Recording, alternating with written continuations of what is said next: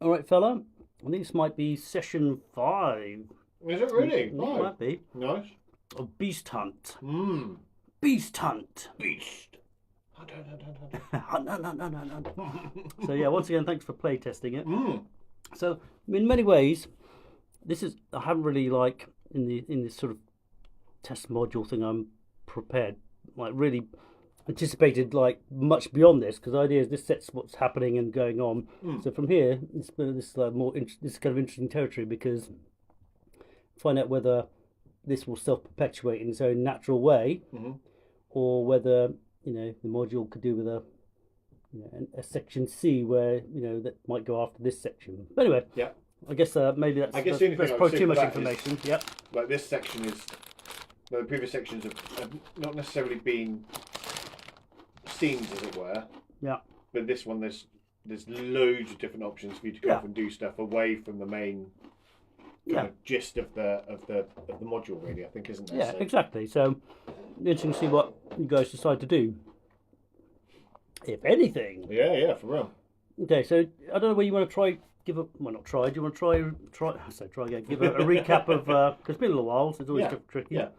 So what happened last session, or even just generally what's going on. Yeah. So to my recollection, I think everybody had Warple blades.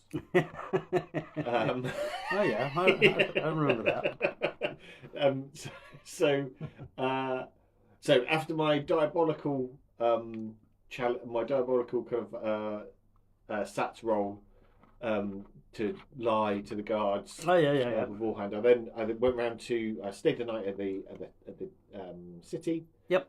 Went round to Belladonna's place, and she'd DD'd. Oh yeah, she fled. Yeah. What? So what? I forgot about that. Why I think we gave her too much money, didn't we? So you did give her too much and money. then she wasn't. So she wasn't quit her fussed job. about being either an apprentice anymore or a bar wench. Yep. So why did you go round? Because I mean, I can remember why you went round, but Oh yes, because the bird had been stolen, hadn't it? The bird. Weldo's parrot.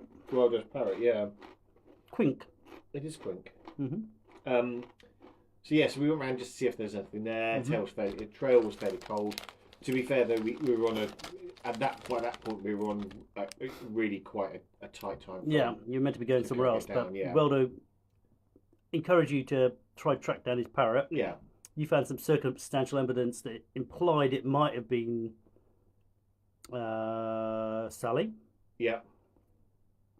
And there was a mug because Quink drinks for a little tankard. Yeah. And people tend to give him booze. Yeah, that was it. Oh, and it had that had the mushrooms in it, didn't it? A small piece of stonecap mushroom. Stonecap mushroom. So you think someone spiked his drink with stonecap? Yeah. Turned to stone, snuck in the night, and pinched him. Yeah. To presumably sell to the other dude. Popo. Mm-hmm. Yeah, Popo the animal collector. Who'd left a couple of days earlier though. Mm-hmm. And we didn't quite know. He'd kind of said that he was going south. Mm-hmm. So we thought we might catch him because we were going that way anyways. But then that could have been a little bit of a ruse anyway. So yep. So yeah. So that was that. So we kind of did as much as we could there, which wasn't that much to be fair. Yeah. Made a bit of noise there, but kind of we're in that area where hopefully not many people were that bussed. Yep. We then kind of. And she looked like she cleared out of town in a hurry, right? She did, yeah. We then DD'd down to the walled garden. Yep. Your appointment that you mentioned. That much interesting on the way. We kind of said we were looking to see if people had seen as you were passing people or whatever. So see if anyone had seen Popo. Oh yeah. We kind of don't think they had, or they had noticed him. I think they had noticed him. If he had gone that way, maybe just gone unnoticed. Yeah. So which is easy enough if you're deliberately not making a scene of it. Yep. Got down, a few chats with a few people. The Ravens were there. Yep, the Glorious Ravens. You didn't know they were being recruited to also protect Lord Pauldron on his famous midnight hunt. Yeah, full moon hunt. Sorry. Food and other bits and pieces, which we kind of didn't partake in just in case. You were suspicious. I was a little bit suspicious, to be fair. No, it didn't seem that there'd been any comeback or blowback from the your visit to the throne room. Our Got visit you. to the throne room, but then also our we forgot stuff. So whether that was just something that kind of But to be here, they were slightly preoccupied by something else that they had news of, right? yes. So the army had started marching down from which I went to try and listen to that, failed that as well, miserably. Yeah, the army had started marching down from Halftown. Yep. So there kind of was a thing of, oh, should we stay or should we go? Of course, we stayed. Or For the prince hunt? stayed, or whatever. The duke stayed for the hunt. But it was a bit weird, right? It was a bit weird that army had marched and they didn't really know why. Yeah, they would kind of. I think they were hoping, or I got the impression they were hoping that it was just a military drill. and or coming down to just bolster or anything. I'm not entirely sure. They kind of maybe think as much as we think that something's happened there. Something weird is going on, and whether it's just like weird circumstances or whether something more sinister is afoot. Yeah. So Lord Pauldron decided to go ahead with the hunt anyway. Yes. Because he figured it was his chance to do. So his motivation is to like look glorious, right? Yeah, pretty much. So I think he's just a bit of a narcissist, isn't he?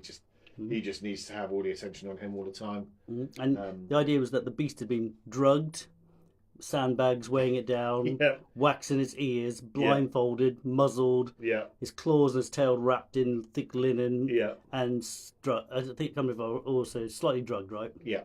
And the idea was that you guys were going just there to, if you like, make sure nothing went wrong just in case, right? Yeah. Along with the Glorious Ravens. Yeah. So then everything went wrong. Yeah, that's true. So now it was like a massive white. Not white. Was it not white? Oh, I Just a remember bit. it being white, but or grey maybe. Yeah, a kind of big grey wolf dog thing appeared because there was the scene. So the manticore was on the top of a mound, which is a replica of that 5 standing stones. Yeah. And you were like on the left, they were on the right. Big wolf appeared, and at that point, his sword started to glow. Oh yeah, his sword started to hum, and the sword is famous for detecting changed beings. And then at that point, Mother and the lycanthrope hunters appeared sort of about 9 o'clock on the clock face, and they started, the 2 fighterish type ones started running towards the wolf. I cast a couple of magic missiles at it. Yep. Didn't seem to hurt it, or he just took it. Yep. Then it let off a baleful like cry, didn't it? Yeah, which caused loads of people to immediately leg almost it. everybody, apart from the Duke, fair play. The Duke, who seemed to be strangely courageous. Your wizard. Who it would have been quite helpful to have Rando, because then he dropped his sword. That's true. There. And so the wizard and the thief? I think it was the wizard and the thief. Was it which wizard? Yeah, it doesn't really matter, I suppose. Do you know? I can't remember which wizard it was. It might have been Willand. What's the other one called? Han. I think it might have been Willand. Was it your fighting magic user? Maybe it was your fighting magic. Fighting magic user is Han. Maybe it was Han then. Actually, it's probably. I mean, essentially, it was the 2 weakest ones. And no, it wasn't. It was Willen. Was it? Okay. Because I toyed with the idea of webbing, and Han is a girl, I think, possibly, and she doesn't have. I think they're both girls, aren't they? They're both girls, actually. Yeah. Anyway, so they didn't run. The wolf came barreling towards you. Yeah. Suddenly, so I toyed, and I was trying to get the Duke to leave the sword. Yeah. He just ran anyway. Thinking about the hang on. Seems to be very machinations here, but yeah, go on. The Glorious Ravens then pegged it. The Ravens pegged it. Even before the howl. Yeah, they did. They pretty much as soon as the wolf thing appeared. The Chancellor disappeared as well, didn't he? So he kind of just cast a spell and disappeared straight away, which was a bit weird. It was a bit weird. And then out of the trees appeared a werewolf, who then tried to attack the wolf. Yeah. Even though the other two lycanthrope hunters had run away, so obviously missed the opportunity to catch the werewolf about. Yeah. but that definitely appeared to be Mother who had done that. Yeah, you think it's mother? You think? Yes, I can't remember why you concluded that. There was, but even yeah, I didn't actually see it, but even Belner thought it was mother. So Yeah. and you found her clothes yeah, and stuff which you left behind. with a little Parcel of- bits for her. Mm-hmm. Includes some stonecat mushroom, Yeah, which helps you suppress your. lycanthropy. Mm-hmm. And then a figure dropped out of the sky. Yeah, so again, I kind of toyed with the. I thought long and hard. Well, maybe I think I thought long and hard. Maybe I'm not sure how long it comes to think there, but it was something I was toying with to kind of go. Shall I web the manticore? Mm-hmm. Go and stab it. Yep. Yeah. Just to get rid of an active player, as it were. Yeah. And there was a few bits. So you're a bit worried about depriving Pauldron of his I was prize. a little bit worried about that, but kind of more worried that crazy wolf thing. I had two very, very weak characters in comparison. It out of the group, so no tanks or anything like that at all to take a hit or two. Everyone else. So when we were doing our little thing with dice and other bits and pieces, everyone else was running for like 6 rounds. So they weren't. So they were going to run for 6 rounds. Yeah. And then at least 6 rounds to come back. Mm-hmm. Some of them had dropped. Some of them had dropped their weapons. They did, yeah. So I think kind of in hindsight, I was like, oh, this is probably if I try to do this, then these guys are probably dead. A bit sticky. Because it was kind of in my mind, as well as the kind of the role playing kind of thing of the actual characters. I was kind of thinking, oh, this is probably been done as a encounter for like 6 or 5 characters with or without assistance from items and stuff there. So it did seem like you probably wanted the whole group, right, rather than just 2. But I think that was. I was a bit surprised by the saving throws. It was quite hard to. It was very hard. It had like a -2 when I looked it up in the book. I went, oh, actually, that's quite hard. It made it very difficult. But you know what? I reckon next time you go in, you'll actually have like experienced it, right? So I think you must have.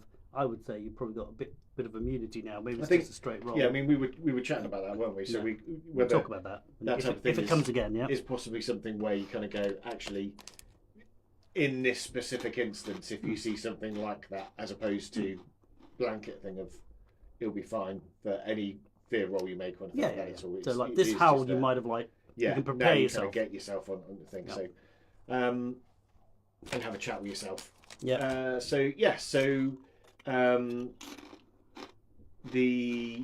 We got the Duke to run. He wouldn't give us his sword, unfortunately. We kind of backed away. So you're also doing a fighting retreat. Yeah, right? it was. That was certainly what we were doing. So it wasn't helmet, pell-mell, just running off or whatever. Yeah. And then what we think is Mother, and probably was Mother, jumped on the grey wolf thing. Yep. And they had a bit of a scrap. Yeah. And then suddenly a figure dropped down from the heavens. So you kind of gave us a roll to see if we were on our toes enough to kind of look up. Which because you didn't say you were looking up, right? No, so not at all. I just thought that you might have just picked it up in your periphery vision. Yeah. So it dropped down, which was basically looked just like the other wolf. Yeah. And then the wolf and the manticore disappeared, leaving all the baggage and stuff that was holding manticore gone. And then you regrouped, got back together, and just give a sec. Oh, sorry. You're good. 1 sec. And I think that's basically where you were. And so I think everyone decided that you guys would go skip, regroup, gathered up all your stuff, right? Yeah. All your weapons, whatnot. Yeah. Picked up the deck. No, that was a different bit. Yeah, that was a different one. The Chancellor reappeared, right? He did reappear, yeah, Afterwards, and no one kind of really questioned him apart from us, and then he just dismissed it. And the lycanthrope hunters were a little bit in shock, especially Belner, that they think that his mother's a werewolf. And you guys decided the plan when we left it, we can pick it up there, is that you guys are going to skip back straight to back to Humpton, because of this halfling, whatever the hell's going on. and all the baggage and whatnot will follow afterwards. Yeah. So I think that's where we left it. So I guess if you've got any questions or like recaps or just like No, that for me, that's it. That's the thing. I'm very happy with that. okay, so Yeah. okay, Because I think we'd asked people questions. We'd done our various bits and pieces. So Okay. yeah, no, I think we're golden. okay. So just to, I guess to recap, the cage is the cage was still there. Yeah. So that was picked up by the Chancellor. Yeah. So he grabbed the cage. No sign of the Glorious Ravens. They've grabbed the horses and Yeah, they seem to have scarpered. gone. Even when we got back to camp, I think you Yeah, said they they'd already gone, hadn't just they? I think they said we didn't get paid for we're not getting paid for this. Yeah. Bull dust, and then took off Yeah. like the great heroes they are. Yeah. Absolutely. Okay, so I mean, what do you want to do? Just go back, like Yeah, I think we just go back with them. So I think that. I mean, you could obviously you might want to. I don't know whether you want to explore around quickly. You don't really have a lot of time. You might have a few minutes. I mean, I guess. You can ask. Got any questions? For the people. I mean, I guess we could have maybe a really quick look around. Maybe from the direction where the beastie came in. Yeah. Although, with it essentially being above, we think it may well be that it's kind of come up from anywhere really, and just sent. You could have sent that in that direction just as a decoy for where things might be. So I guess just also, to see if there's anything. Can you remember whether your guys? I remember you tried to roll to figure out whether you recognize. I think you did try to see if you recognised these spells, didn't you? And you were, or what was happening. And I think the Chancellor said that he thought it was a spell, but he wasn't familiar with what spell it was. Yeah. Rather than being like whatever, something else. Yeah. I guess to cut a long story short, it's not very obvious.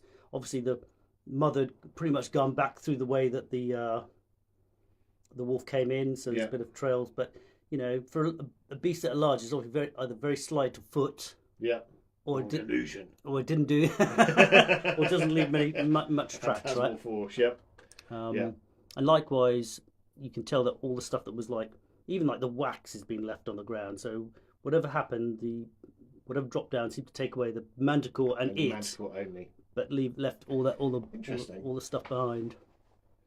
I think what that could be. Anywho's cool. I mean, I guess so. I guess there's kind of three options really. So either is to travel back with the guys. Yep. And there seems to be a presumption that you will. Four options. Yeah, there seems to be a presumption that you will escort Lord Pauldron back because he still seems to think you're his his retinue. He's certainly giving you orders and whatnot. Yeah, he's a bit weird. I think he's just used to people just kind of never saying no to him. Pretty much. So kind of in my mind, there's kind of four options. One is go back with them. Two is go back ourselves and independently and stuff there. Yep. I kind of I don't see the point in that. Might even be more dangerous because you do have at least his normal royal guard of 30 or so chaps with you, which gives you a bit of a. And also, getting back into the city if we meet the same guy again might be slightly more difficult, especially. You're not ahead of the group as well. You won't be questioned if you're with the Lord. Yeah, true. So we can just get straight in that way. Yeah. 3 is just to do something else. Just something else entirely. So you thing there. And then 4, I actually just thought about this just a couple of minutes ago actually. It kind of quasi dawned on me would be to use the. Oh no, hang on, no, it wasn't. Was it? No, go for it. What actually, no. It was a gateway, wasn't it? It was the gateway that took us to the Manticore's lair. Not. Sorry, I was thinking it was a. Yep. The teleport thing. The portal is in the throne room, right? The portal is in the throne room, yeah. So, just to go back and see if it dropped it off there to lick its wounds or whatever, and then just take it out. But so yeah. But also, you go to palace. Yeah, may well be an option there. You could do that. Okay, so let's cut a long story short. You guys basically more or less helter skelter try to get back to town. Yeah. Town's in kind of a bit of chaos. There seems to be kind of all people are running around. There's a sort of, if you like, a bit of low-level panic. People are not really sure what's going on because they're going to be able to, and you can hear talk about the army. What's going on. Do we know how big the army is? Well, big enough, right? It's obviously what kind of said. it's obviously at least a few hundred men, Okay. or rather a few hundred halflings that Yeah. maybe it's a scouting group, but it's still, it's big enough Significant. to, it's not 30 chaps. Yeah. Or chaplings. I quite like that chap. So you get to the throne room, and basically you can basically overhear the conversation.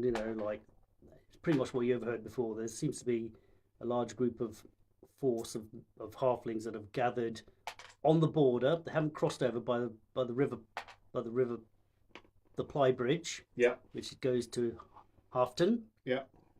And then there's the route you came from, the Greencoop Forest, the little like Smuggler's Lane or whatever it's called. Also has a group of men there. Oh, of halflings. Yeah, so there seems to be like two forces. Okay. They seem to essentially be blocking the river, and they're not letting anyone through at the moment. And so that's all that kerfuffle's going on. Mm-hmm.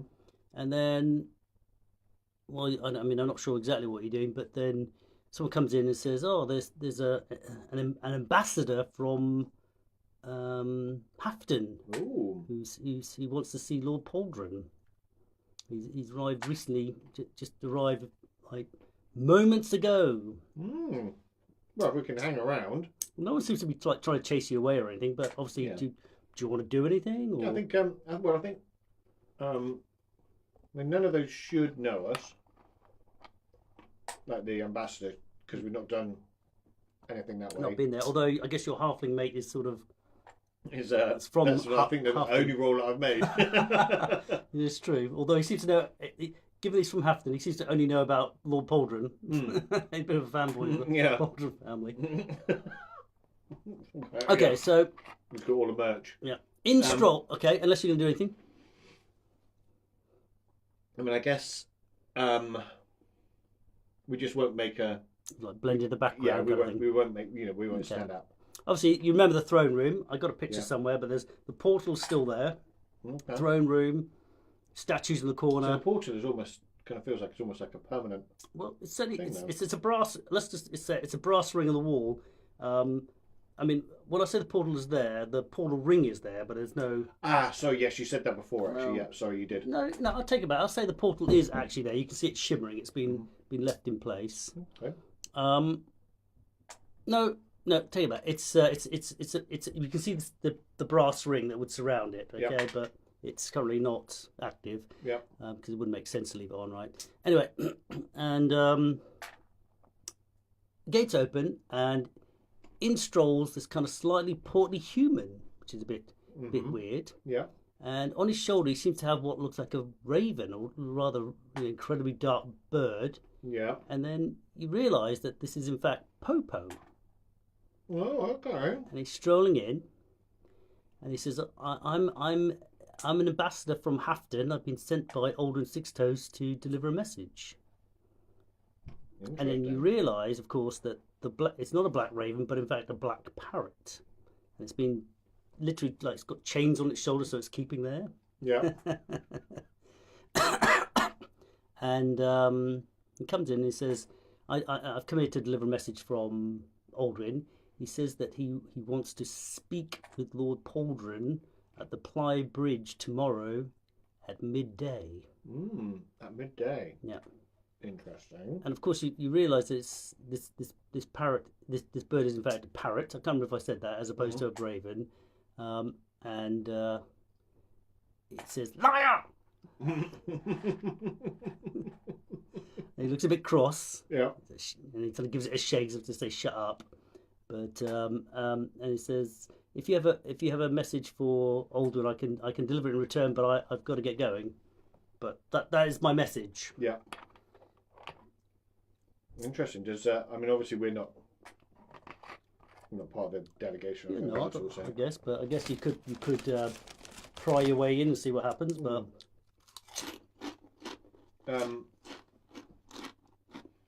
what do they? How do they answer? Have they said anything, or are they just kind of considering stuff? There's a bit of bluster from Pauldron, like what.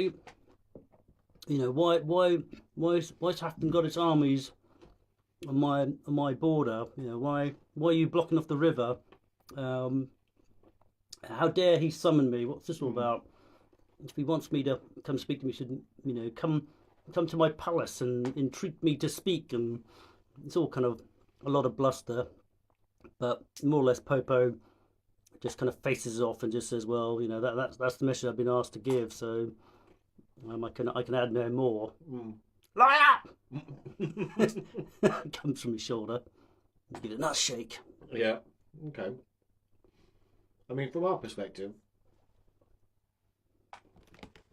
we could just smoke this Popo. Well, he is the ambassador for. Yeah, well, that's what I'm saying. We could just smoke because actually, doesn't. From our perspective, it doesn't affect us that much. It might affect relations between the two. What you mean in the throne room? Oh, not in the throne room. No. Okay, okay.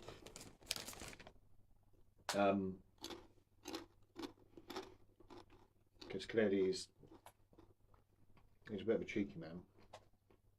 He obviously seems to have some connection with Hafton. Presumably he either had a connection all along, or maybe they thought this is someone that we can someone that pawn we can use. Yeah, or maybe if all the bridges are sealed, he would be draw less attention than like a halfling being sent across the bridge or something. But either way, he's delivered the message. Yeah. I mean, I guess do you have any ideas about this bird? Well, the bird is more than likely. You think it's Quink? Yeah. Quink. Quink. Okay. I say you're pretty confident it's Quink. Yeah. And I guess you feel that maybe he's black because he's not in a very good mood. Yeah. Or he's reading dark thoughts. Or he's been painted. Or it's been blacked out. No. Interesting. So, unless you do anything, he's going to. I don't think there's much we can do there in the. For me, there's not much we can do there.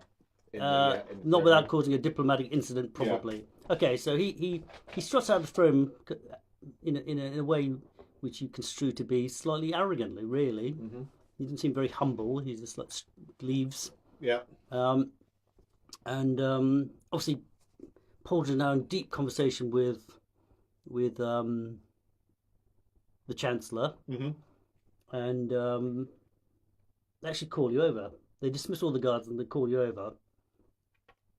Yep, and they say, what do you make of all of this out of interest?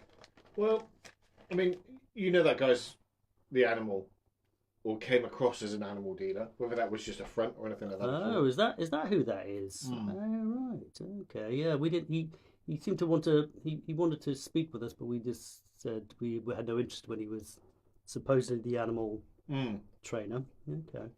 So whether that was just a front or whether. Well, you think he might be a spy? Well, a spy all along. Oh, that is interesting. I mean, there's potential. What? Do you have any ideas why Hafton is like on our borders? He points at what's his name? Yeah. Clip. He points at Clip. Do you have any idea? Why are your folk marching about the countryside? There has been lots of discussion about Aldrin. You've got a Hafton accent after all. Well, you're not a spy, are you? I don't think I am. We did try discussing with you to say that he's acting a bit weird. Me? You said this to Pauldron, are you? Yeah. I don't recall you saying anything about. Maybe you had more important things on your mind. You're a very busy man. Oh yes, and very important too. And I've lost my manticore.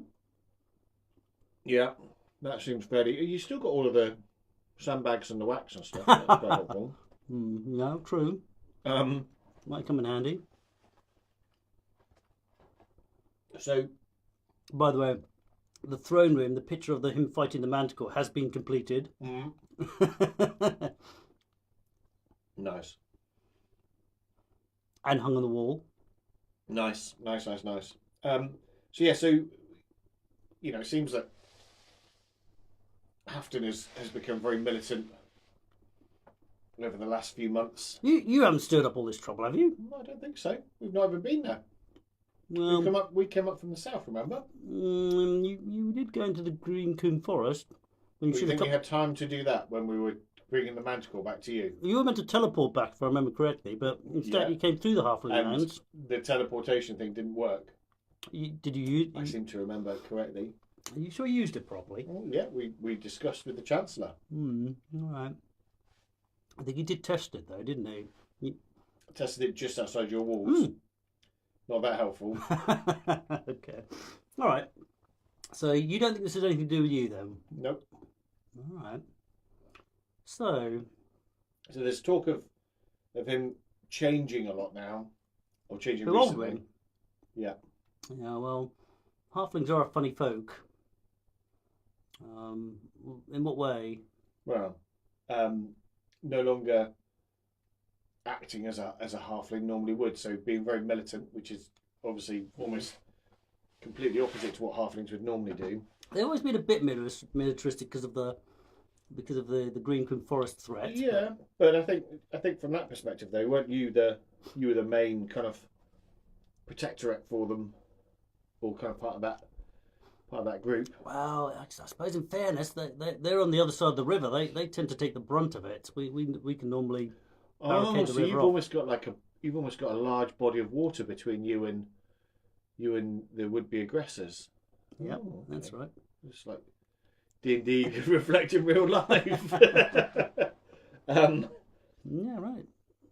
But I think certainly from discussion with various people, just the way that his kind of actions have changed over a period of time,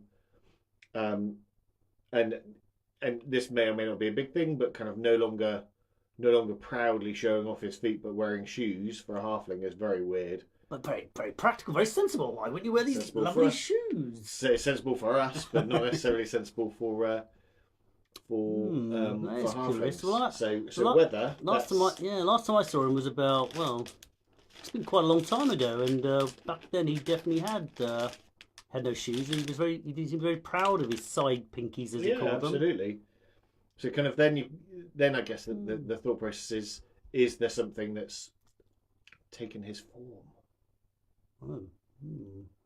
Well, that seems a very rash conclusion. What make you think that? He's marched on your territory, son. Well, yeah, that's true, but saying he's changed form, what like a werewolf? There was a werewolf in the. There seemed to be some sort of werewolf creature in the forest. That's curious. But seems a bit implausible. I mean, I suppose. I think personally, I think I outrank a mare, and I think it's beneath me to meet Aldrin at the bridge, even though he has the superior force ready to invade my small fiefdom of a very small army because I didn't need it. I'm just wondering whether you chaps, maybe you can take the escort the Chamberlain. The hit on this one. Well, maybe you can go with the Chamberlain and see what this scoundrel wants. Are you sure these delicate type of things would normally require brains of a lot more diplomacy and used to these things than merely us? Well, hopefully Chamberlain will do the talking, but that's a good point. But you know what? I'm a little, I'm very brave, but I've always I like to manage the risk. It's always makes sense. So those blighters, they're quite handy with the crossbow. They might be a sneaky little sniper out there or something. I have heard that halflings are very good with crossbows. And to be fair, I just think it's beneath my station. Maybe he can explain to you, and you can relay to me, and then then maybe I'll send him. Maybe he can. You can escort him to the throne room as a kind of royal, like a escort. Oh, okay. I mean, I don't see there's anything else we can do tonight, right? Well, probably not. I mean, it's already late in the day. Pretty late, yeah. And he wants to He wants to meet you at dinner time tomorrow. Mm-hmm. Noon tomorrow. Actually, that's another weird thing. They didn't say dinner time. They said noon. Which for halflings is very weird. Second supper. Yeah.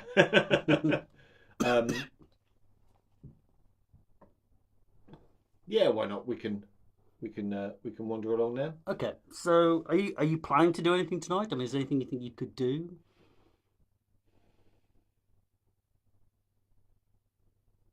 I don't think there's a huge amount. I guess one of the things would be to see maybe where Popo's gone. So, cause I can't imagine him just, although obviously flouncing out of the chamber and out of the kind of castle or whatever. Yeah, I think they'd probably still know where he'd gone. you could ask around. I mean, I guess there's a good question of where you guys are staying tonight. No one's actually offered you a No, they place haven't. to stay, but you could. Yeah, I guess you could request rooms in the castle, sort of mini castle, or you could go back Could to. do. I think we go back to the pub though. Hold And an ask arms? yeah, we'll ask if there's any space there. But I think first of all, spend a little bit of time trying to see if we can find out where Popo's gone. All right. Well, it sounds like Popo got on his horse Legged it. and legged it Okay. And which way? Just towards the River Ply, Right. that road. yeah. Okay, so unless you want to do anything else, you get to the Polden's Arms, and Weldo's an absolute flap. Yeah. He's like completely, like, yeah, like just kind of like doesn't. He's kind of like cleaning glasses and running around, and like just obviously this large halfling army on the border's got him a bit freaked out, especially because if you remember, he has like suspicions about Aldrin. Yeah. Yeah. And he does ask, have you found my parrot? Have you found Quink? We haven't found Quinn. I'm so sorry. We've looked and looked and looked, but we're still looking. Okay, wait. What do you think of this army thing then? Well, he says, no, I don't know. It's very, very odd. I mean, they pulled up on the border there. They're not letting anyone in or out, apart from, well, but I guess a few people have been managed to go envoys and stuff. But yeah, I don't really understand. I'm just a bit worried there. Well, I'm a bit worried they're after me, actually. Oh gosh. I mean, I guess you've got history with them, but did anyone come to here to say, you're in trouble, or give you the black dot? No. So, But he did say he had suspicions about Aldrin, and he decided to flee Halfton because he felt. he couldn't express himself. Yeah, exactly. In fact, for him, he's dressing unusually plainly. Oh gosh. Yeah. Just a pink polka dot vest and green fur slippers. But other than that, just pretty completely plain. vanilla. Yeah, he's not wearing his great big pink hat with a great peacock plume feather in it or anything. I mean, I think just to try to reassure him and stuff, I think of all of the people here, they sent stuff. We heard. I don't know if you've heard. They sent an envoy to the Duke Okay. to go and. Oh, you've been in the palace, have you? Yeah. Well, we went down to try and sort out the Manticore thing. Not sure if we said. Oh, okay. Oh, you went to help with the full moon hunt, did you? Yeah. Oh, okay. Yeah. I can't remember if you told him that or not, but okay, I good. All did right. actually no. Okay. So we just happened to be around when that came in. All right. So they're quite keen to talk to the Duke. Right. So yeah, kind of off to do that. So Okay. we'll, obviously if there's any issues or anything, we'll try and make sure that you're kind of forewarned and stuff. Yep. But I wouldn't worry too much, mate. Anyway, he says he's got some light luggage if he needs to do a bunk. And he points over in the corner. There's like about 7 trunks. Or matching. That's right. All right. So I guess. Yeah, I think. Crash. Do you want I don't think there's a huge amount. I guess you could change spells. I guess. So. You could change spells or equipment, move it around. Yeah, I don't think there's much equipment to move around. Yep. That's the only. I've got to say that's the only difficulty of kind of running I think it's all a those thing, characters. running all of those characters is, Yeah, it's you know, hard. if it was just like your character, you'd be like, definitely, right, this is the thing. So, but anyways, Okay. and the werewolf hunters kind of almost made themselves scarce, didn't they? They do. But Dunaway's there, so I think there's not a huge amount unless they come to us. Yep. They probably have other problems on their mind right now. Yeah, for real. So yeah, no, I think we're probably golden. I think we can. Okay. There's not a huge So amount. I'm gonna, unless you got anything, I'm gonna just say the Chancellor rocks up. Yeah. At about, shortly, I don't know, maybe 10 o'clock. It's a couple of hours to the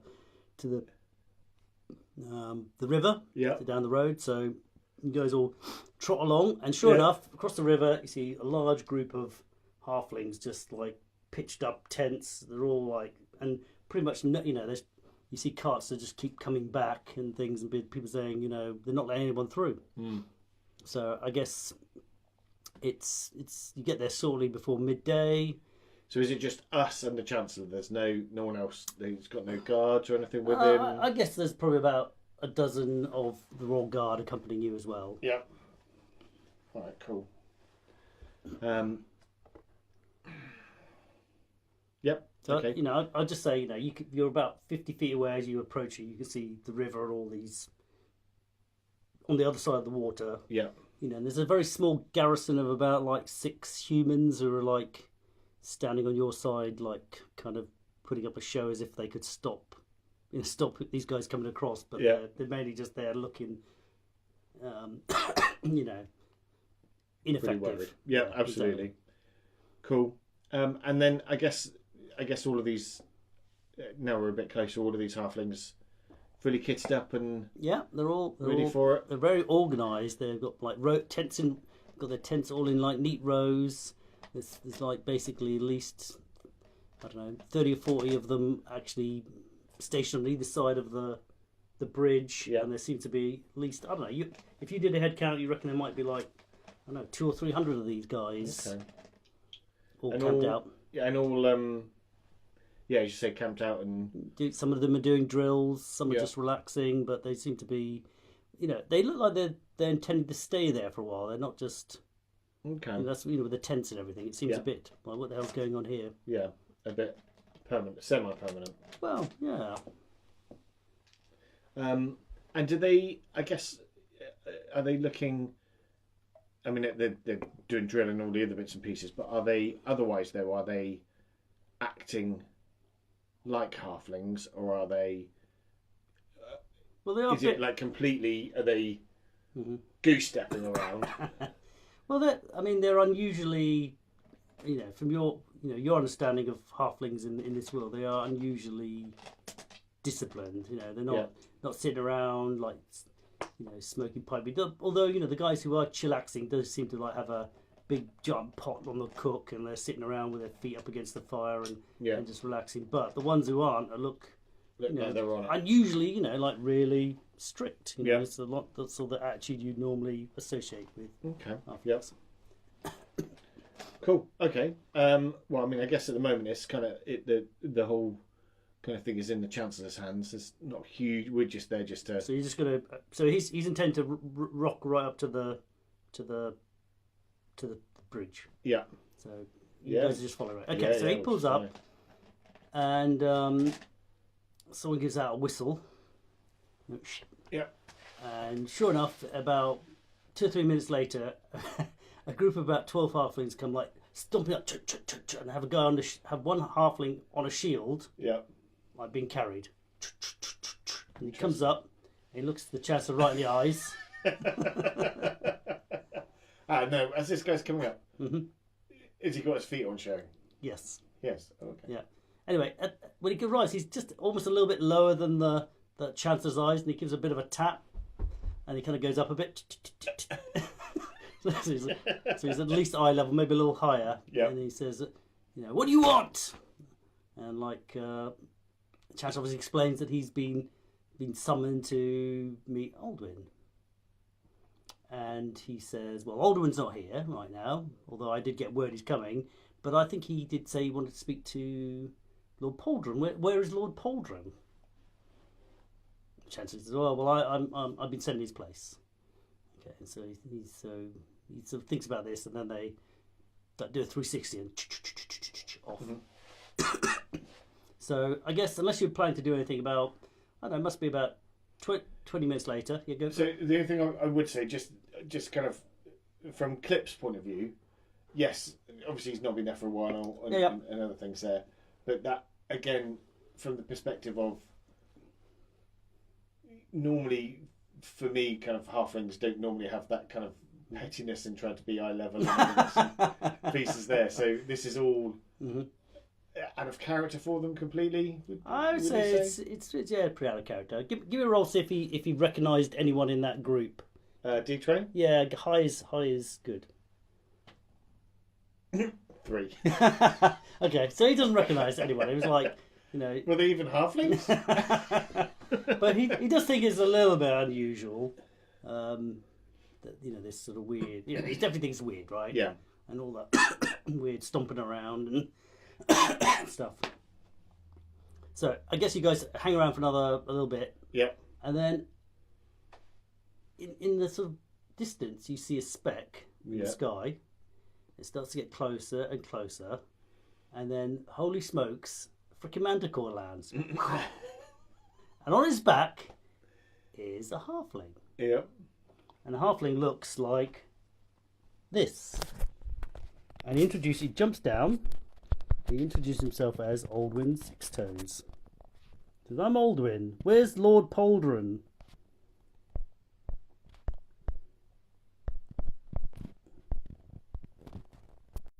So as I was saying, he jumps down off this manticore's back. Yeah. Which is, and like even like his own guys are like freaking out, like what the hell's going on here? And he jumps out and goes, "Where's Lord Pauldron? I summoned him. I don't see him anywhere." That's up to the Chancellor. Anyway, so the Chancellor's like, I'm Lord Pauldron.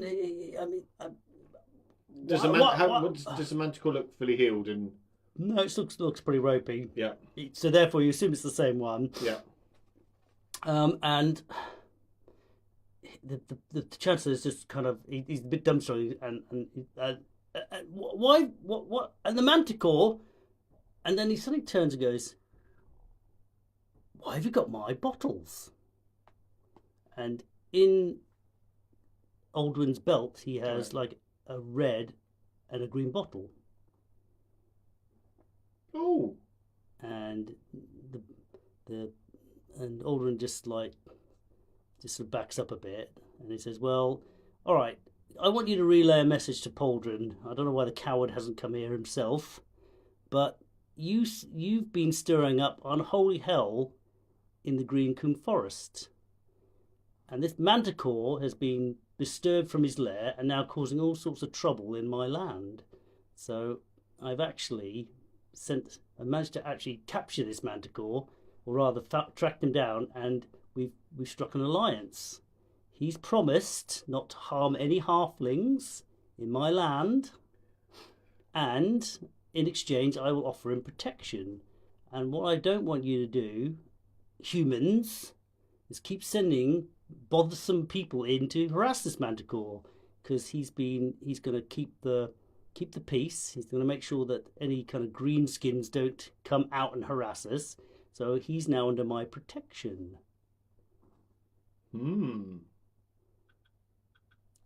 "But those are my bottles. Where did you get them from?" They're a family heirloom." And so he just like kind of tucks them round behind his back and covers them with his cloak. And he says, "So my men are going to remain here on the border for at least a month, and they're going to keep the peace. And I basically don't want any trouble from you." And the Chancellor goes, "Well, what about the trade and it says, "I don't care. Like this strange obsession that Pauldron has with trying to kill this manticore is just too much trouble. I don't want any more bother from any of you. So if there's any more trouble, then yeah, there'll be trouble from me. And yes, he's wearing shoes. Ooh. And so he then climbs on this manticore's back, and it takes off, and it flies, I guess, in a sort of north-easterly direction, Okay. which is the general direction of the green coombe forest. Yeah. Oh, before he leaves, he calls over some of his like lieutenants, and you hear him like giving them some orders, and they're like obviously trying to keep well back from this like hideous beast. Manticore thing that they've never seen before. Interesting. Yeah. The plot thickens.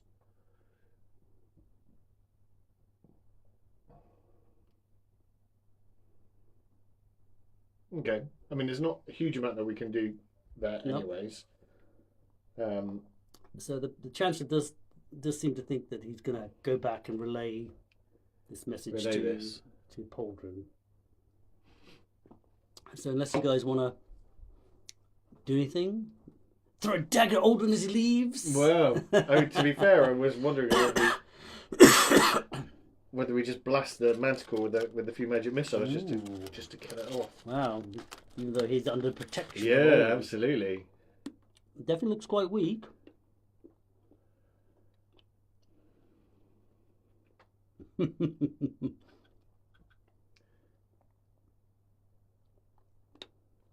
To be fair, though, there's, as you say, 200 or 300 halflings. They're probably all with crossbows and daggers that give them +1 save. Almost certainly. So no, I think again, man, bloody manticore. Did the manticore recognise us at all when it was there? Yeah, I think you probably did. It was kind of giving you the evils on this. Although you got the impression it didn't look that happy. It wasn't like, yes! Yeah. But I think it's probably been, yeah, I mean, I guess before it was saying that it had been dominated into doing stuff to kind of drop bodies into the, so yeah, it did attack stuff into the human lands. It did say that, it did previously tell you that he thought, whether it was lying or not, that he said that Aldrin was a werewolf, and that it used a ring to compel it to obey Aldwin's commands. Yeah.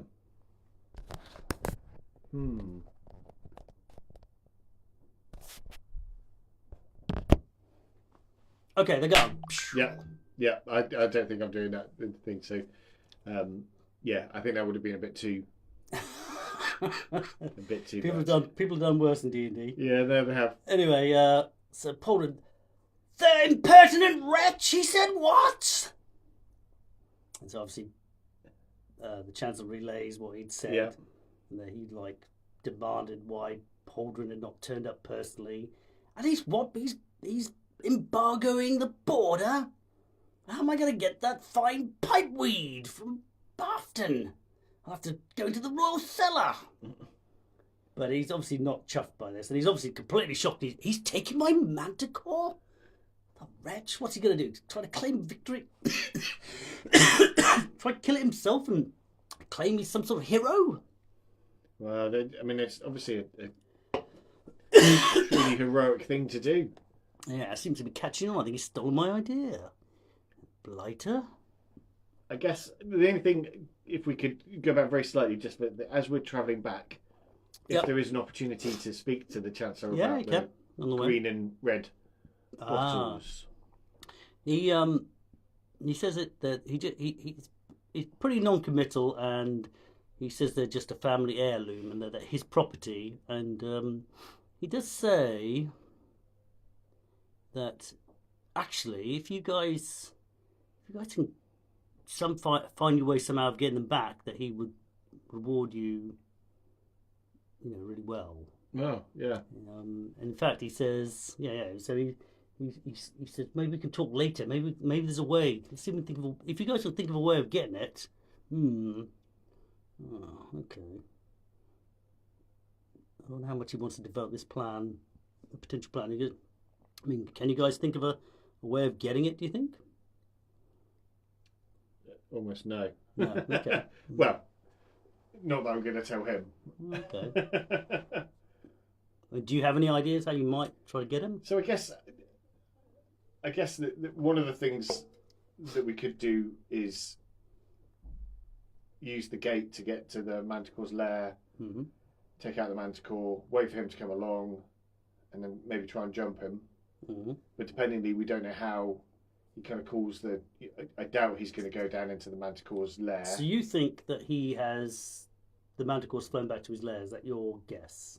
Probably not then. Probably drops him off, and then he tells it to go off and Okay, so that all right. to Okay. guard that area. Okay. I guess the only thing that that for me, kind of thinking wise, is there's a whole number of things here that are kind of all potentially quasi linked. So the kind of the green and red bottle with the green and red dragon, two-headed dragon, which is then causing up all of the commotion that's kind of happening within the forest. Mm-hmm. So whether that's kind of part of the thing that he's going on about, and then the crazy. If you remember, I don't know if you remember, but and I may repeat it because you've got one of you, but I think Sally did infer that the dragons have been talking about a green and red bottle. Yes. And something about it being each other's fault or something about the bottles. Yeah. So when you mentioned them, when you mentioned that, I automatically thought of them. So are you going to sharing this with Polden about what you think about where like the Manticore might be or stuff? Or with the Chancellor? I think not just yet. Mm-hmm. I think we'll probably just see, just let them just see what they're going to kind of come up with first of all. Yeah, I guess Poldrin, his view is that he thinks that Holden has stolen his Manticore. He still thinks he wants the Manticore dead. And I guess him and the Chancellor are discussing whether or not you guys might return to the lair and see if it's there and try to top him. Yeah. In private, the Chancellor did say that he might be able to use the portal to send you to Aldrin's rooms. Okay. And you could steal the bottles back for him. So that's all he wants rather than Aldrin being slotted. He doesn't seem to be that. He doesn't seem to be interested. He just says that basically he's pretty confident that he can get. He says, but the problem is I don't know when he's in. Yeah. And he does say, I can give you an amulet that will return you. And he says, he says, I'm confident. An amulet of etherealness. That it will definitely work this time. Although he says, it might be prudent to, have a plan B. Which probably, he says, well, cutting to the chase, I could get you there, but you have to make your own way out. And if I were you, if you're trying to get back to Hafton, you might want to go via the Greencoombe Forest and come down the Smuggler's Road again. Because while he is to make some positive encounter rolls. I do want to make some positive cards, and there is a smaller force apparently on that Smuggler's Road, which he doesn't even know how many there are. Maybe it's just 24, but certainly the main force seems to be. Yeah. So in private, he says that's what he'd like to do, and he does suggest, well, in part of that plan, what might be safest is maybe he could teleport you to Manticore's lair, and then you could cut across country behind all the guys and try to get into Hafton that way. But obviously, humans cross country might be noticed. Yeah. Okay. Or I don't know. Maybe Aldrin will be. You could try see if Aldrin, like you say, might be in the Manticore's lair too. Yeah.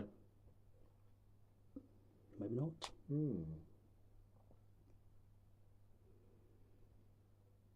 Well, I think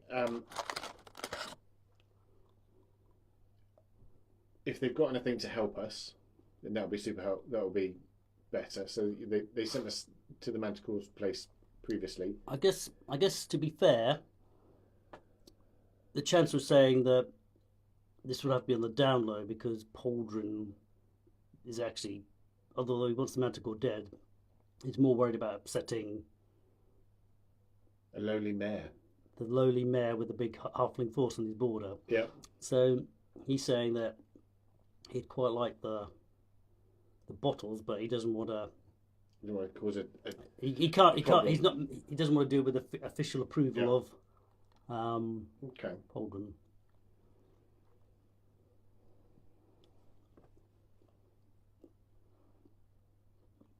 So it says, you know, I can meet you later at the pub and we can discuss this plan if it's of interest.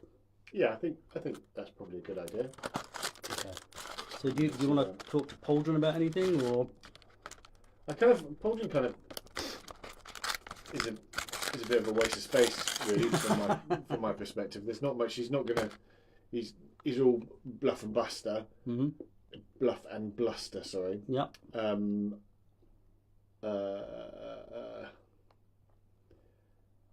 He's not going to take any advice from us or kind of any worthwhile things at all, I don't think. So,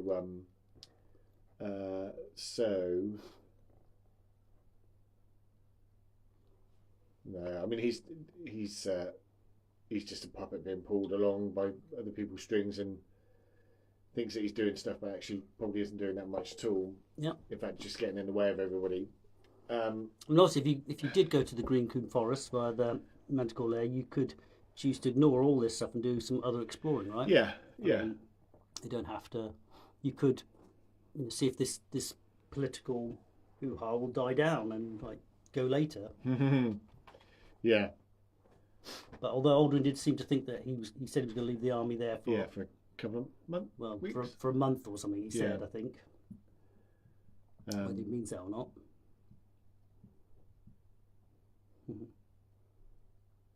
Yeah. So I think we'll see what the Chancellor has to say At the meeting. And see if he can be thinking. Well, am I going to speak to Pauldron? I can't really think of anything that is worth, unless I'm missing something really obvious, but I can't really think of anything worth speaking to him about, and him being able to give anything kind of worthwhile apart from more Boris-esque kind of responses, really, to be honest. That's probably fair.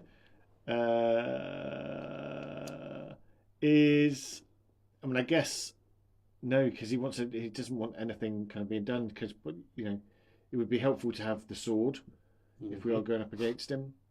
But he doesn't. If he wants to deny everything, then kind of going in with the family's heirloom sword is. And I suspect he probably wouldn't want to give it to riffraff like you. Yeah, that's the problem with all of these bits, no matter what we've done. Yeah. So I think in my mind, I'm thinking he's a bit of a biff. So I can't really think of much to kind of say to him that's going to be that helpful for me. So so yeah, I think we'll wait to the. Okay, so in terms of timeline, I guess it was a couple of hours back, right? Yeah. And then a couple of hours in the throne room, and then a couple of hours later, Chancellor comes to visit you in the pub. Yeah. So what was it? It was about 10 o'clock in the midday for the meeting, right? Yeah. Roughly. So it takes to 2 o'clock, 4 o'clock. So it's probably about 6 in the evening, right? When the Chancellor finally rocks up. And he says, well, reiterates, Pauldron will be really miffed if we cause any trouble, but I really want those bottles back. Yeah. So, I mean, I don't really know what the best thing to do is. You could sneak into I could take you into the throne room tonight undercover, and I can teleport you to the Manticore's lair, and you can go across country. Yeah. Or I could try to put you straight into the throne room, but it's now 6 in the evening, or rather the mayor's apartments. Yeah. But I don't know whether he's going to be in or not. Um, So I guess a couple of things from our perspective will be: has he been to the mayor's thing? well, Is that how this thing works? Does he I have think to have been to places for it to work? yeah. Well, he seems to be pretty confident he can put you in there. So if we are going to go in there, does he have any floor plans that might help us? What, to go back out? Yeah. Well, I think it's more of a kind of grand house than like a palace. Yeah. So it's like 2 floors, maybe 8 rooms. I mean, it's like a big manor house, not a Yeah. castle. So if you go in there, it's probably pretty clear. I mean, maybe he probably has a sketch. It's basically come out of the rooms, go down the staircase, and then like make a run for the front door. Maybe I don't know. Yeah. But even that's got to be a bit ropey, isn't it? I mean, if he has floor plans at some point, Yeah. then All that'll right. be Let's have a that'll bit be of a helpful. let's have a think to see if he's got a better plan, because obviously. I mean, I think from my perspective, the one that I'm probably going to be edging more toward will be Manticore's lair. Slot the Manticore if it's there. Yeah. Go cross country, and then try and A, see what's going on, and Mm-hmm. B, then try and get in. Because what I don't want to do is try and get in, and then like everyone within 6 miles of it being a werewolf. Really difficult to do anything at all. I tell you what. Let's say the chancellor is highly motivated for you to bring him back his bottles. Yeah. So he offers each one of you a lotion which has a dotty silhouette on it. Yeah. And he says, basically, let's just say it's one, right? And he says, no, okay. He gives you each one a small one. He says, basically, there's enough of this thing to makes you invisible Yeah. for about 10 minutes. Okay. So that will give you enough time to hopefully exit again. Yeah. But not much more than that. So obviously the idea is that you go in, you steal it, and then you peg it, and then I don't know. After that, you're on your own. Right. And does he have? So I mean, we're speaking fairly candidly, I think, when we do bits. So there's obviously all of the discussion about the elephant in the room being whatever it was, the white wolf, the grey wolf thing, took the Manticore. The Manticore is now in Aldwyn's employ. Oh yeah. So that's very clearly related. Oh yeah. It's interesting. So does he have anything that A might help us understand what that was, and B, the sword was, although Mother was there, obviously we won't say Mother, but although the werewolf was there, it started glowing before they came out. Yeah. Or humming or whatever when this thing first came out. Yeah. So does he have anything that might help with that? And then what are we thinking honestly now in regard to that, because he was quite hesitant to say anything previously. Yeah. So let's have a think. So he saw the giant wolf dog thing. He also saw. Did he see it disappear? I guess at least someone told him about the disappearing thing, and then obviously Alden rocks up with the Manticore. Yeah. Now, I guess the question is, did Aldwin have some sort of? Well, how did maybe Aldwin was just saying that he managed to meet up with the Manticore shortly after it escaped. Did the Manticore have some magic? Did Aldwin have some magic, or is Aldwin behind the giant wolf creature thing? I guess he doesn't really know, but yes, he's definitely. He said he thought it was definitely a spell. Mm-hmm. So maybe if Alden's behind it, maybe Alden has access to some scrolls or something, or he's employed magic user or some has access to magic, because he's a bit confused how, how this all happened, and why choose the form of a wolf or big dog if he was older and dropped out of the sky, why? So he doesn't know, but he says it all sounds a little bit dangerous. So does he have anything that might affect it? Because that's what we'll be going up against if we are going in there. That reminds me, you did find a scroll, didn't you? And you would have studied it before now, right? Yeah, I think you did. Just wondering if actually... And there was some other stuff. Remember, there was some more items. Some arrows, wasn't there? You did get some arrows, but there was a few more items left on the table. I don't know whether you could have access to them, I suppose. But I'd have to look them up, because that's the... Oh, man. Not cleric. I don't think it's cleric. Yeah, there's a pendulum with the eyes on it. And that's not something you took? No. Okay. I guess he'll offer you all these other things. What was snowflake dust. Okay. And a glass ball with liquid. Jeez, man, I need to get better writing. Don't even know what that says. Try read it. I can find the list again. Liquid something. It begins with A. Is there anything on it? No. And then 3 foot of rope. Right. You can also have the rope. And then there was a scroll. They just gave me the initials ROE. Yeah. Okay, so you imagine he's had a chance to look at that since, and he's pretty confident it's a spell of... It's a ray of enfeeblement. Oh, okay. So it's a scroll you can read straight off. Yeah. Do you want to? Should we look up these items?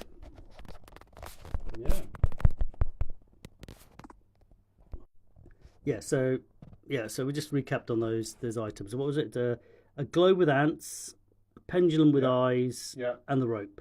And dust. And dust with a snowflake. Yeah. Okay.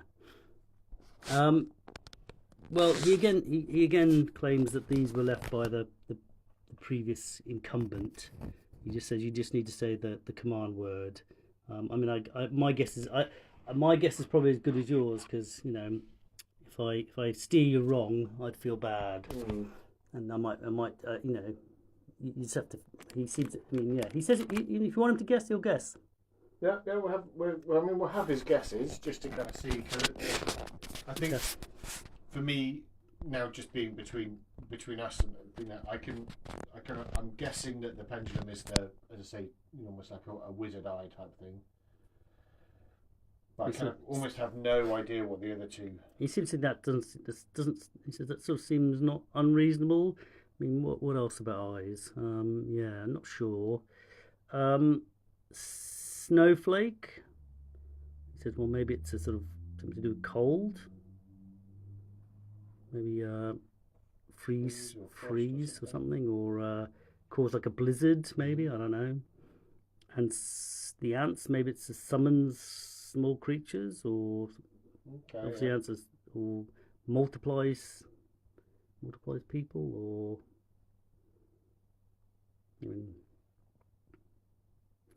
ants are small, I guess. Maybe it lets you go through small places.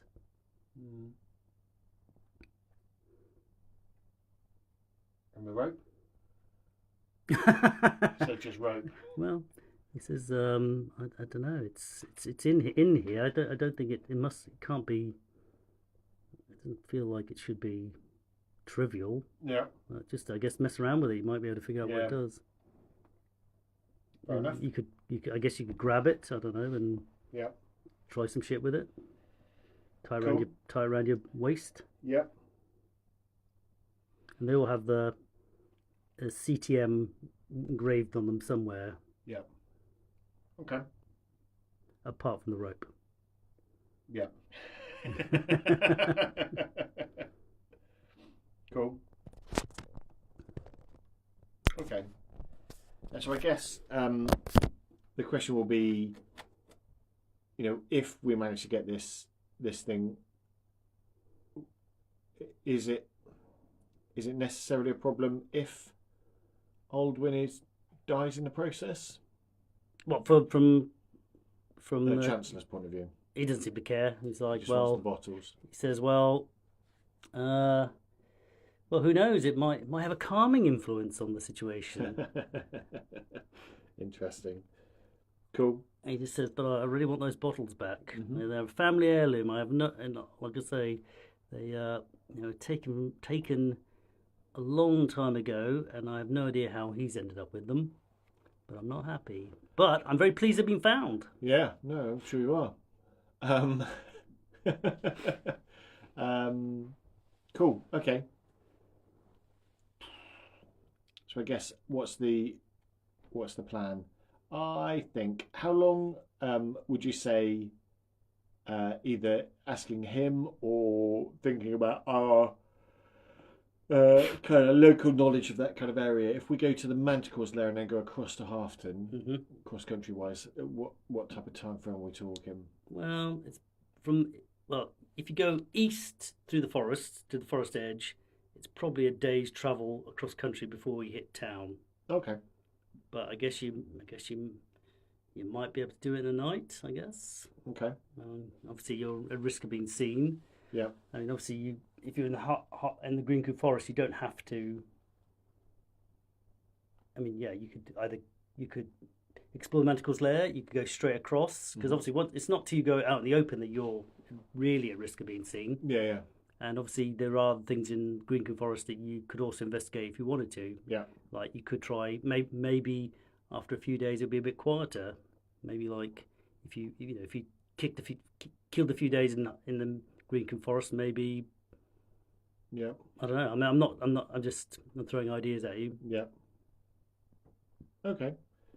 Cool. Well, I think I was kind of earing toward the Manticore's lair and then go across. Mm-hmm. If we're discussing things, so kind of do So it's that. about 6 at night now. So Yeah. is the plan to go tonight? Because I guess the Chancellor says like this has to pretty much happen at night because this is the only time the palace is empty. Yeah. And or at least you can get into the throne room easily. Yeah. And Yeah. I think that's the plan. So so I guess let's just say at around, well, let's just say midnight. You guys rock up to the palace, escorted in, creeping through the throne room. There doesn't seem to be anyone around. Maybe he's giving orders, and so you're in the throne room. He walks over to the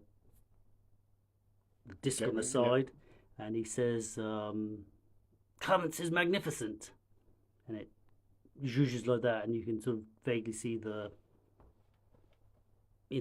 like you did last time. You can just make out what looks like tree, hill. It looks like the way you went through last time. Yeah. But obviously, you're now alone in the throne room with The Chancellor.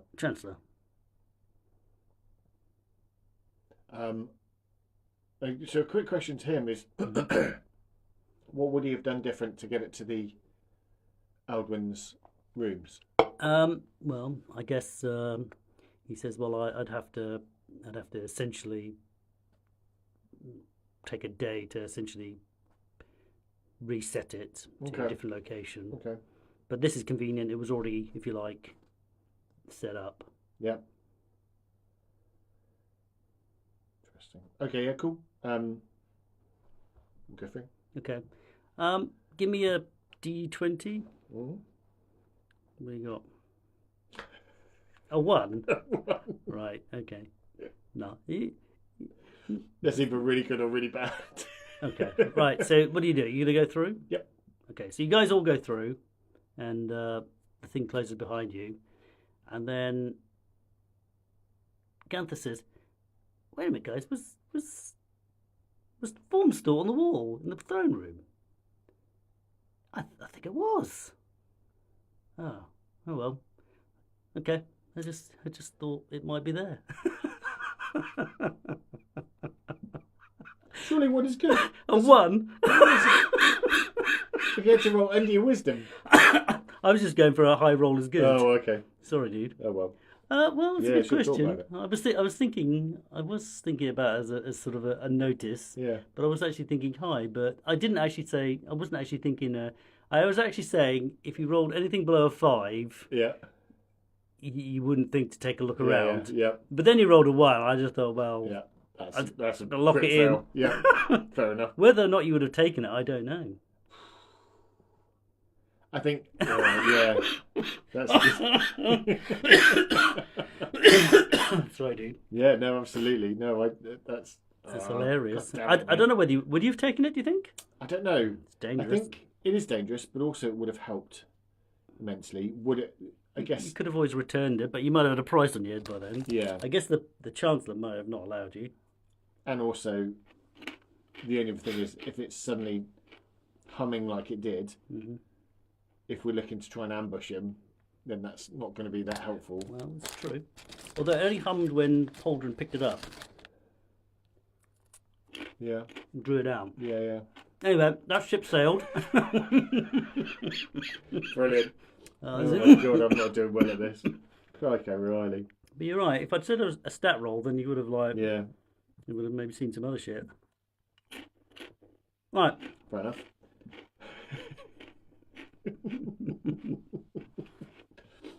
Okay, you should tell me this time, just to really rub it in. Well, the 1 made me compelled to rub it in. Okay, so it's obviously midnight. Yep. It's still pretty light because in terms of darkness, because it's just off a full moon. Yep. And do you need a map of the Caldera again? I don't think so. Excuse me. I mean, basically, essentially, I drew it. Okay. No, hang on. No, that's that. The problem with this. Yeah, here we are. No, I drew it. Okay. So it's basically like a depression. Yeah. Kind of.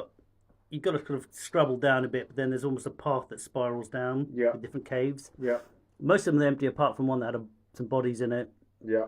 And the one that was most worn out, which I think is second from the bottom, was the one that used to be the Manticore's lair. Mm-hmm. Yep. So I think we'll go down that one because the other ones weren't big enough. So we'll go down into the. So you've got to scrabble down again. Because remember, there was a bit of to get in. You've got to scrabble down, and you might Yeah. make a bit of a ruckus. maybe get the thief to go down first with some rope, and then we can get down a little bit safer and quieter that way. Yeah, I think Ganther had some rope. Yep. Yeah, he does, I think. Yeah, he does, yeah. Yeah, so bar dirt will go down with the rope. So scrabble down. Yeah, but Okay, with so- his thieving stuff. Okay, what's your climbing skills? 65. Okay, let's see if he can do it without making a ruckus. Under 65? Yeah, 15. Okay, so he managed to scramble down the rope, and then I guess you guys all descend. Yeah. I'll just say that, unless give me a 20, Yep. as long as you don't roll a 1, you guys another 1, you guys can do it fairly, isn't it? The 2. I'm glad I didn't say 1 or 3. Okay. At one point, like someone Oh, actually slips dear. and they kind of like end up like upside down, like hanging. Someone's holding his foot, but somehow, remarkably, you don't actually cause like a mini landslide. God, man, you're rolling hard today, dude. Jeez, man. Okay, so I guess you all pad down to the entrance to what you remember to be the Manticore's lair. Yeah. Okay, And then we'll slowly start going down there. So all together. Because Yeah, I think so. you remember the layout from last time. yeah, It's like a tunnel, big mushroom kind of thing. yeah, And last time the Manticore was sleeping on on that. top. Yeah. So anyone going in first? Are you bull rushing it or? So I think we'll quietly pad down. Fighters first. So Or all of you shall together. we do that first?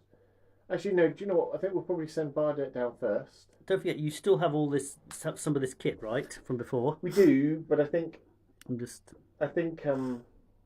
Palmer that kind of goes. This Manticore. It didn't look like he'd healed it or anything like Nope. that at that time. Yep. It's been about 8 hours. yeah, I know, but I was thinking it's a couple of days across country when you carried Oh it, yeah. one down. So it's I don't know, I'm guessing it's about 5 or 6 days since you last saw it. Yeah. So let's just go for 6 days since you last saw it. So I guess if it heals at a normal rate, Yeah. it might have 6 more hit points than when you last saw it. What the dickens is going on? So I think Bardet will go up forward with. Tell you what, I'm going to let you hold thoughts of your plan. I'm just going to quickly nip to the loot and be back. Yep. Okay, so have you got a plan, dude? So I think almost similar to what we kind of running order. It's similar to what we did before. So we'll get Bardet in first of all, and then just to check to make sure, see if there's anything before we all kind of stumble down there. He can at least be ready and think. I seem to remember it wasn't a particularly long tunnel to get there, though, was it? So No. There's no other way out. Not that you know of. That we're aware of. Yeah. Although you were in there, so there was no obvious great big. I didn't check though, did I, when I was there? Yeah, it's true, but if there was another way out, it was subtle, right? Yeah. Anyways, I mean, last time when you snuck in, obviously, it was completely oblivious to any intruders. This time, been beaten up a little bit, hadn't it? So true, that's true, but it obviously dealt with them. But obviously, it might be slightly more on edge. Yeah, I think to be fair, it might have done stuff as well going down. So I think Bardet will go down first, looking for traps, and trying to stay quiet, and then everyone will come behind him. Okay, so I guess you need to give me a roll silently, unless do you have any more? Oh, he's got the elven boots, doesn't he? Oh, he elven does. Boots of stealth. Okay, so I guess unless you give me a fumble. What's that? Let's just go 1. Don't give me a 1. I could look it up. 5. Not far off a 1. Okay. To be fair, it's like two sides away from one. I have to say I could look it up, but I think generally you're very, very quiet. So I'm going to give it to you, literally, unless you completely screwed up. So okay, you pad down there, and I think you mentioned before you had although it's dark, how are you going to convey? He's yeah. You got an elf in the party, so I guess you could see. Do you have you've already agreed it's like that? Yeah, I think. I mean, we discussed this before, didn't we? You did, yeah. Just with they'd have, if these guys have been together for any period of time, they kind of have code things in place for these things of how to show their fingers up and other bits or hands up to show come on. Yeah. So essentially, you're going to make a thing if the manticore is there. Yeah. I was going to say, can you look it up, dude? Yeah. So. Okay, sorry, dude. No. So it's awake. Now I've got to make a judgment call whether it's going to notice you creeping in. Because obviously it's a bit of a hide and alert, and there's only one way in, right? Yeah, so it's fair. Let's just make a call on it. Okay. Let's roll for surprise. Okay. So I think it can surprise you, but I'm not sure you can surprise it. Unless it's bemoaning its fate. Bemoans fate, but it's awake. So I'm gonna roll to see if it surprises you. Yep. Which it does. Ooh. I only rolled a 2. Well, 2 normally means you would surprise it as well.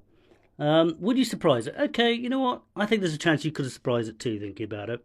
Because it didn't know you were coming, but you didn't know it was coming. Now, that's lucky because you both have cancelled out surprise. Yep. So the way surprise works is you roll 1 or 2. It's a game of chicken. Yep. And if you roll over, you get nothing. But if you roll 1, it's 1 surprise segment. If you roll 2, it's 2 surprise segment. Some creatures like giant owls have a surprise of 1 in 5. Oh wow.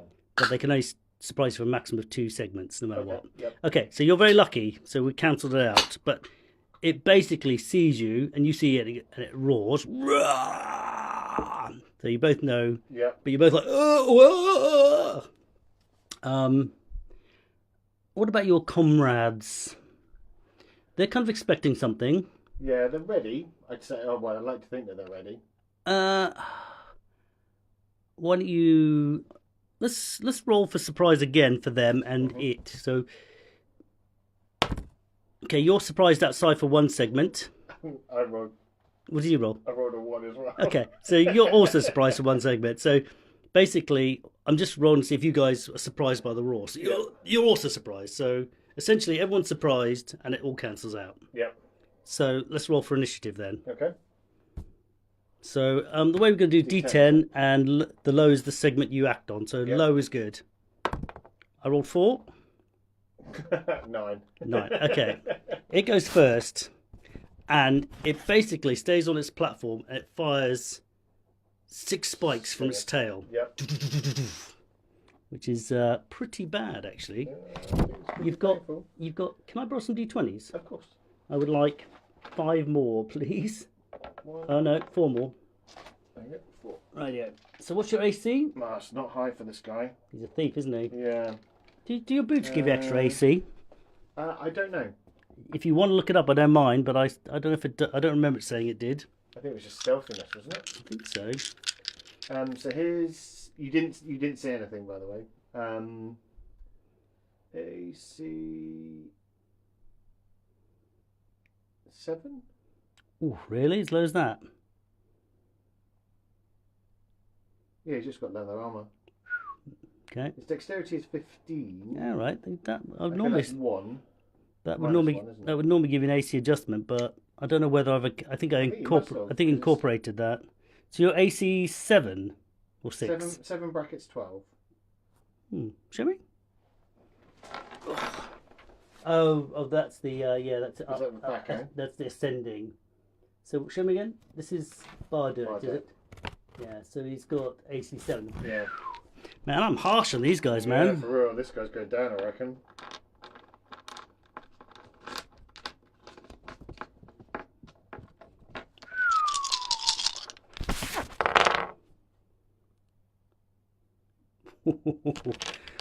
I think he's gone, dude. Yeah. He's only got 11 hit points.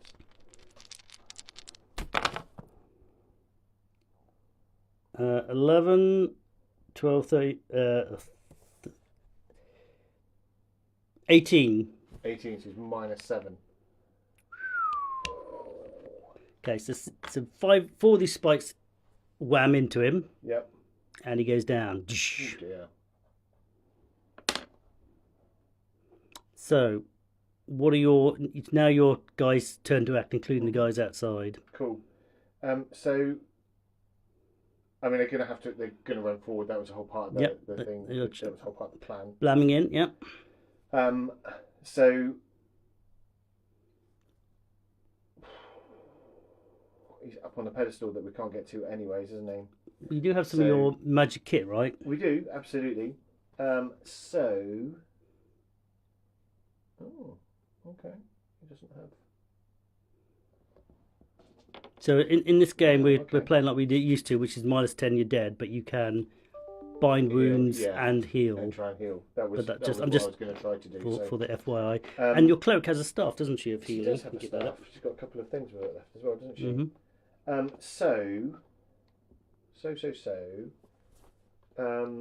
And it also starts to try to gain some height off the platform too. Yeah. So it starts to starting to lift off. Okay. So annoyingly, I hadn't noticed this before. Neither Ganther or Clip have shields, so they can't even Okay. I thought maybe they could go at the front and then at least cover the shields and stuff there while people were doing stuff, but they don't have that type of stuff. Okay. Anyways, Right. so they will. So Ganther has a crossbow, so he'll shoot at it. Mm-hmm. Clip now has a bow, so he'll use one of those +1 arrows. Okay. That we got. The 2 magic users will magic missile. Okay. And then Vanek will use the Staff of Healing. It's only got 2 charges left, but I reckon this is a pretty good time to Okay. use one of Well, do you want to do your charges. magic missiles? Because we know they hit. Yep. So there's only 3 though. So Mm-hmm. 2 from Willen because she's level 3, and then 1 from Han. Yep. Tell me what you get. So it's going to be 3 plus. Are you not inclined to use any magic items? I don't think they've got any. I don't really. It's interesting. I was reading. Don't want to feed it any food because I've got a bowl of bountiful food. I'm not sure I want to. No, I meant like the horn and all the rest of it. I mean, one thing I will say is I've been reading a blog post by this guy called Anthony Husso, and he's got an interesting version of how the action economy should work in D&D from his research. He seems very clued up on it, and he has things like, and I need to read it, but things like you should have free actions to use magic items and attacks in the same round, and potentially even missile fire. And he says it works really well because it's just that action economy, especially with monsters and their abilities. But I need to read it, so I'm just going to go at the moment. Whatever we're going 1 action per round. So But I would like to read it and incorporate it actually. But so in theory, according to him, you'd be able to use one of your items and attack. Yeah. Because it's kind of that more heroic. Yeah. But also because creatures can also do it, which means they get a benefit. They have and so combat resolves quicker too. And also sometimes when they've got, I don't know. Sometimes I guess when they've got like 3 attacks of claw, stomp or whatever, you just like, well, but if I give my guy, can my guy not kick as well? But anyway, I don't know. Yeah, fair enough. I mean, he's got actually an interesting rule about that as well. Like when you've got 3 attacks, they always get the first attack, even regardless of initiative. Oh, okay, it's kind of like just with one of them or with all of them. With one of them at minimum. Yeah. But I think I need to read it because I might send it to you as well because I think it seems like a good. And he's like play tested to the hilt. He's one of these guys that's like he plays AD&D by the book, like weapon speed and all that kind of. Oh wow! Crikey! So he really goes for it. But he said it's one of the best, most play tested systems in the world, D&D, AD&D. So and this he believes is it's like, for example, monsters' abilities. Because I sent him an email saying, well, monster abilities, like if they've got a spell, do they have the same cast time? He says, not according to my interpretation when I read it. It's basically one segment. It's an instantaneous. It's an ability. It's an initiate, isn't it? It's almost like it's a like that whole thing. I don't know.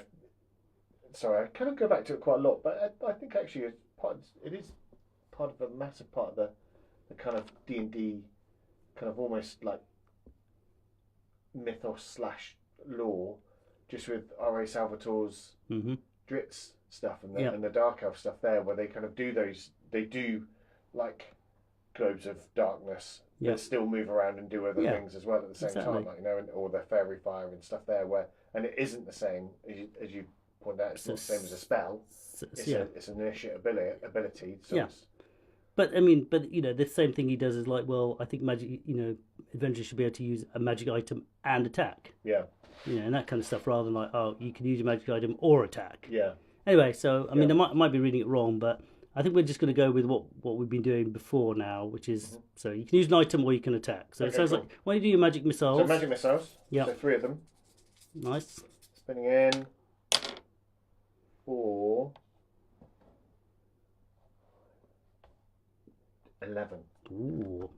Okay, so given its bad state, these really slam into it. It looks really on its last legs already. So what are you going to do now? You said crossbow? So crossbow. So what's your level of your dude? He is... And what is he, a fighter?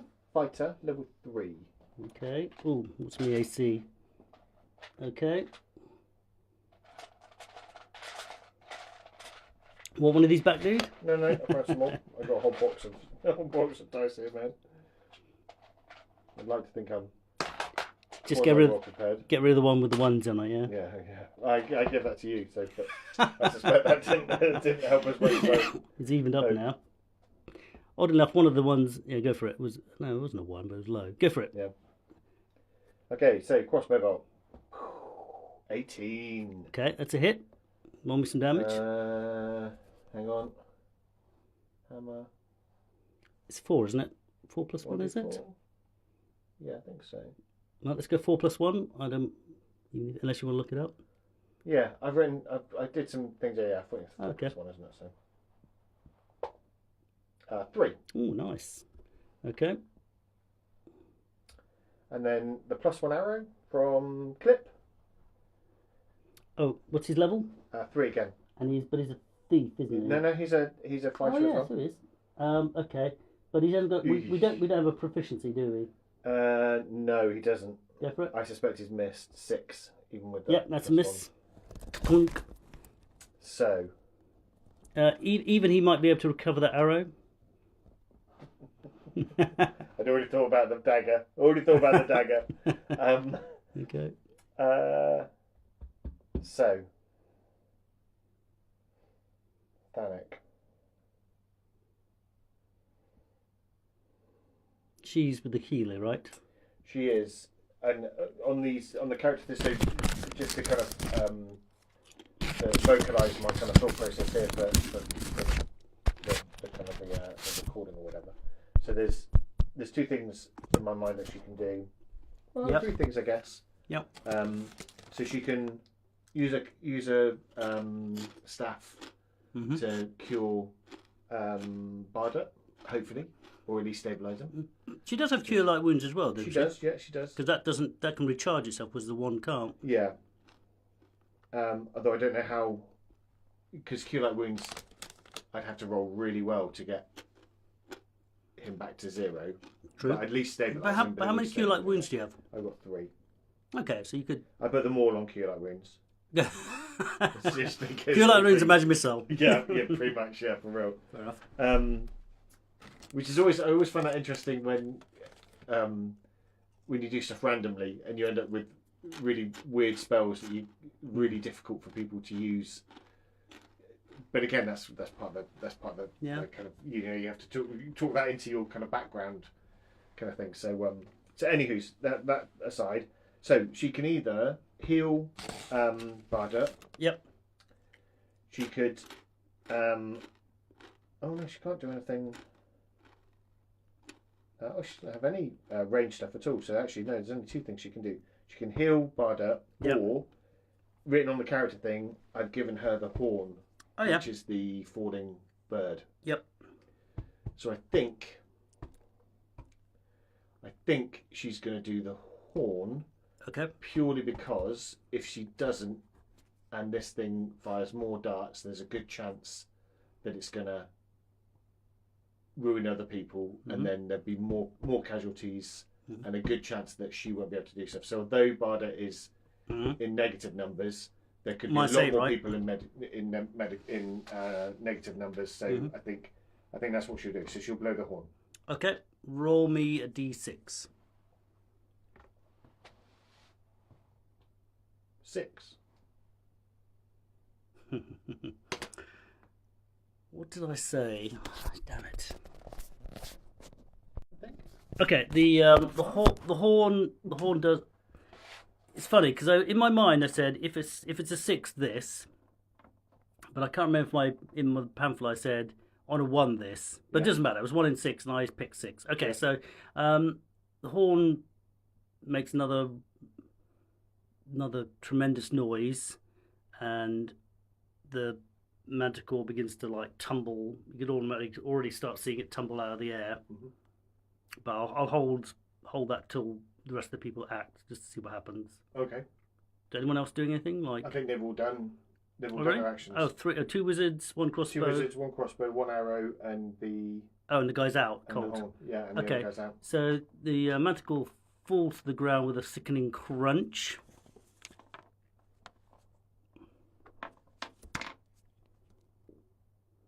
Okay, and appears to be unmoving. Okay. So obviously you can rush it and try to make sure it's done for. I think. Apart from Thanek, maybe. Yeah. So I think the 2 fighters will rush it and slot it. Yep. The 2 magic users will keep on moving towards it as well, just to provide cover from afar if necessary. And then Thanek will cure light wounds on Barda. Okay, so Manticore's dead, definitely. Okay, cool. I think the magic missiles were pretty effective. And it also didn't have that many hit points. Yeah. I was hoping it didn't. But... the crossbow bolt did seem to like be quite powerfully, you know, may have even killed it, but the crunch definitely, Yeah. you know, fell for 20 feet down on the ground. Yeah. Okay, so you're going to give Cure Light Wounds. What is it? Yeah. Is it D8? I think it's D8, isn't it? Do you want to check? I think it's D8. Yeah. I don't think it's D6. I'm pretty confident it's D8. I'm pretty sure it's D8. God, it's been a while since I looked at Cure Light Wounds. Might as well look it up. Just for all sakes. I'm writing it down. These things are like burnt in our memory. They back were in the day. before. I'm pretty sure it's a D8 though. Pretty sure. Why don't you roll D8, and if we're wrong, yeah, D8. D8. What do you get? Yeah. Oh, sorry, fella. Hey! You got an an 8. You got an 8. Yeah. Although he was stationary for a round, He was, yeah. so he's now at -1. So he was on -8. He was a -7. Oh, was he? Yeah. Well, I take it back. Okay, so he's at 0, is 0. he? Okay, so you stabilised him out. Yeah. Okay, so one dead Manticore, Bardet looking like a pincushion. Yep. Whew. Oh, Bardor. He was close. He was very close. Very, very close, to be fair. Okay, cool. So... You wouldn't want to face a Manticore who had full hit points. No, I don't think I would, to be fair. Even with these 6 other guys. So... Let's... I think Cliff will look for his arrow. Okay. And the dagger. Okay, the arrow's broken. Oh, gutted. Dagger, I'm just going to say you find it. Ah, thank you. Because well, you knew roughly where you threw it, right? A dart. It's not a dagger, it's a dart. Oh, it's a dart. Sorry, yes, you're Yeah. right. Okay. So, I guess I'll knock one of those arrows off. So, I mean, I guess you might... I mean, do you want to take... I mean, obviously Pauldron... Yeah, like a no, trophy. I was going to take a thing from it. Did he say anything about taking anything from it? I don't think he did he? No, but you could... Maybe it's Stinger? No, I mean, you could for the throne room. I think he wanted its pelt originally to... But it's quite a big beast of hauling I'm a pelt sure round. Be able to carry that. Mm-hmm. I mean, I guess,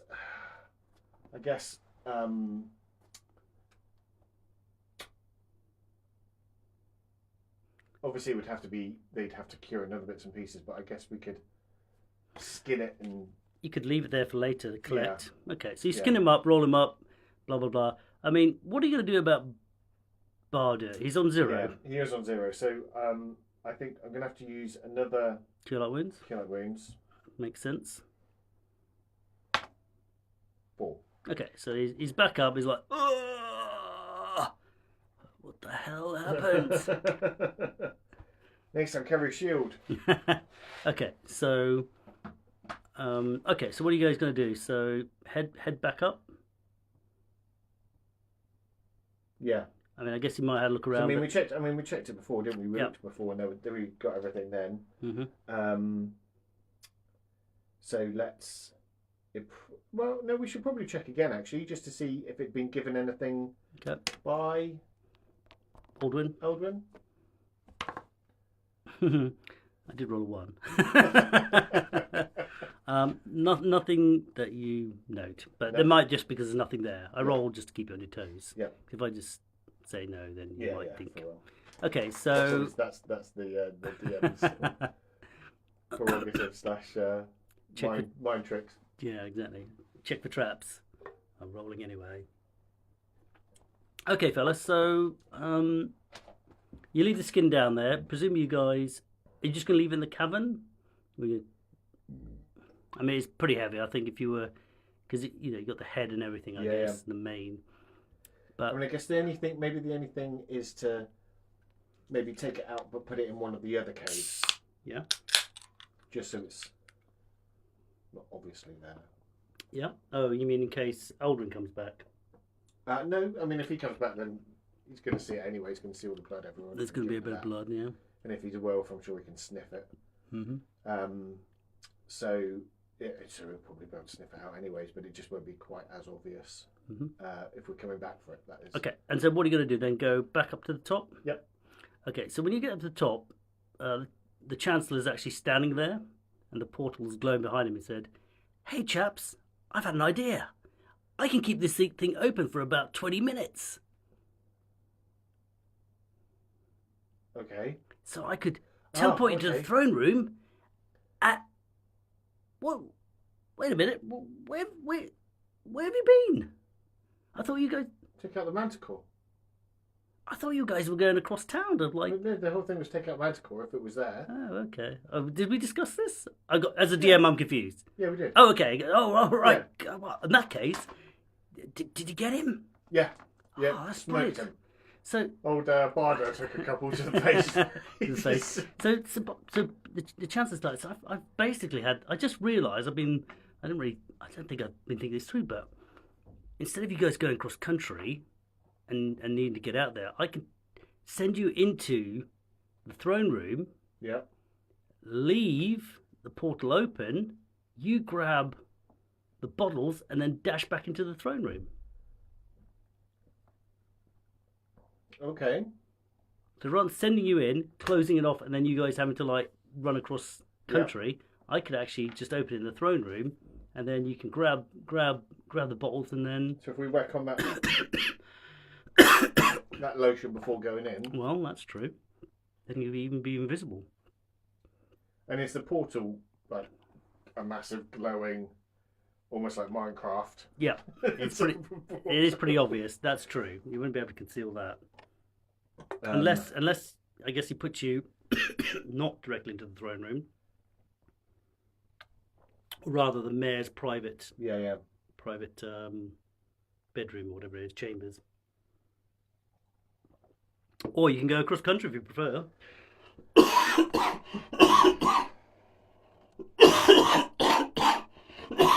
Excuse me. You alright, bro? Stupid cough. I think let's use the portal. So yeah, so we'll use the portal. I guess do you want to grab the skin? Yeah, I will. So bring it into the thing. Yeah. Because I guess Pauldron might actually might actually be grateful. Who knows? Or he might not. Well. Yeah. I mean, we'll tell her the chances that we've done that. Mm-hmm.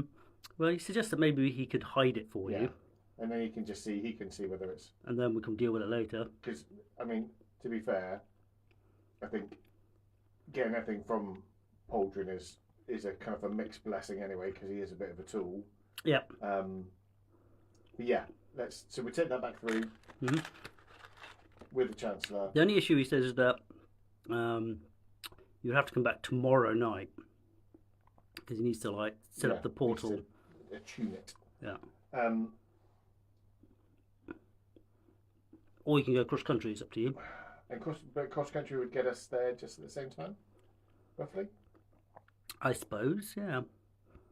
You'd probably go cross country, wait in the woods till like dark, and then you'd go across and presumably arrive near the morning or something. Yeah. Whereas this could put you straight into the throne room in the evening, with no chance of potentially meeting something that beats us up or whatever again, even more because we're lowish. I think let's go back. Use this opportunity to go back. Get Bardet healed if there's a cleric attached to the. Have you got another? Have you got like an extra cure light wounds? Right. I've got one left. So you'd get an overnight sleep, and then just have them all back. And you could heal him at least once tonight. Yeah. And then you could decide whether you want to use anything else before you go through. Yeah. And would I have those? I'd have those spells back. Well, let's think about it. You do it now. Yeah. Throw an extra one on him. You sleep overnight. Well, technically, if you're going to be in the throne room. So let's say you get up in the morning, you cast them on him.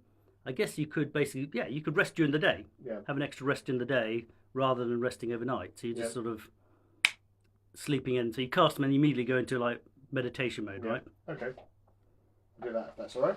So throw one on him, and then you can throw. So you can roll 4 on him, right? So it's going to be full, isn't it? But I think I think I want to save them just in case stuff goes Oh. wrong when we're there. Oh, what? That was In the day? Yeah. But what I mean is, if you do one now, Yep. wake up in the morning, put 3 on him Yep. at like 9 in the morning, and then you rest up for the day, then you can... Oh, and then I have everything back. Yeah. Okay. Because you're kind of taking a rest. You're taking your rest period in the day rather than waiting for another night. Yep. I'll do 2 and then 2 more, but Oh. I mean, I only need 7, so Oh, do you? yeah. Okay. Let's get back up to. There's 6, Okay. so just a 1 and 8. Okay. So, and I guess your chaps are going back to Magic Missile, are they? Yeah, I think so. Yeah. Okay. So, unless you want to do anything, let's fast forward to the evening. I just have to make a decision. Let's just see if... How am I going to do? Yeah, I think. Yep. Okay.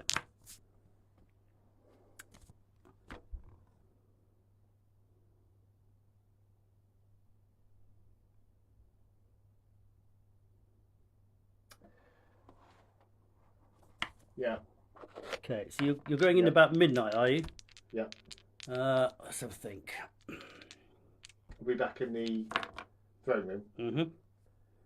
Is the sword on the wall? It is. Right, I'm going to take it. If the Chancellor lets me take it. Okay, we'll have a discussion about it in a sec.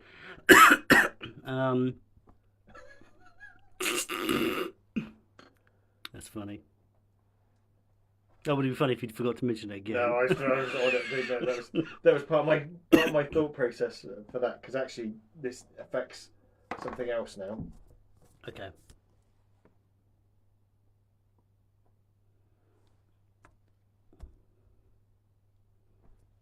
Hmm.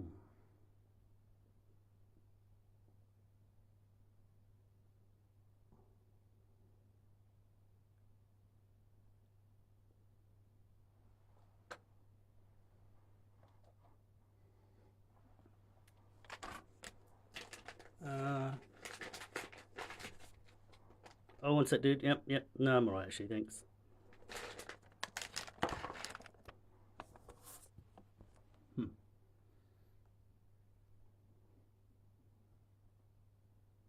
Okay, what are you going to do? So, doing it this way, again, just to... I quite like that we talk... Well, I like that we talk through stuff. I'm not sure if you do. No, of course. Um, Gives me good feedback, because also, as a DM, I would normally be listening to the players chat about their plan. So it helps hear what you think's going to so, go on.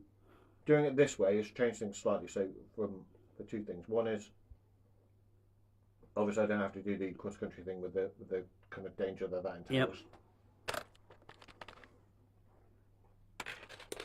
I mean, you guys need to reflect on as well, like, do you want to go straight? Because I hadn't really thought about this when we discussed the plan originally, but you're going at midnight, right?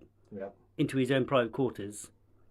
It probably, unless he's like out and about at night, he's more likely to be there or not than not. So, you're going to be invisible, but the portal isn't. So, I guess you could discuss whether it makes sense to go straight in or go nearby and then work your way in. Well, yeah, there is that. I mean, part of me just thinks, so from that perspective, part of me thinks that just being in there and then almost like bull rushing, invisible. So normally, how does invisibility work as a spell? If you take an action, you lose it, right? But that's a spell. Attacking, yeah. I mean, I don't know what would happen if you... I don't know what happened on the first time when we did stuff, because the boys were invisible, weren't they? They were. But you snaffled it before it... You basically blew the horn on it and then you did all the stuff, didn't you? So maybe it didn't matter. Huh. Anyway, okay, so what's the... I guess what you're saying is you would have learnt from that occasion what happened to you when you took action. I might actually see what it says about Potion of Invisibility, because it's pretty similar, right? Is it like the spell? And then... Am I going to find this easily? So I think possibly, yeah. So I think making our way to there just allows there to be for him to have more action potentially. You could surprise him, for instance. Is that what you mean? If we bull rush. Yeah. So if kind of like the portal opens and we're in there.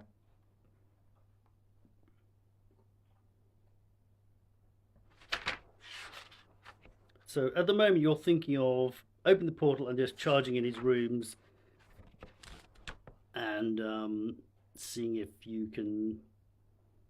I mean, the other way is you put it nearby, boots of stealth, invisibility, and you see if you can grab and it. all that pendulum eye thing. True. Yeah. Actions involving combat cause termination of a non-visible state. So I think anything that I would say anything that constitutes kind of an aggressive move. Yeah.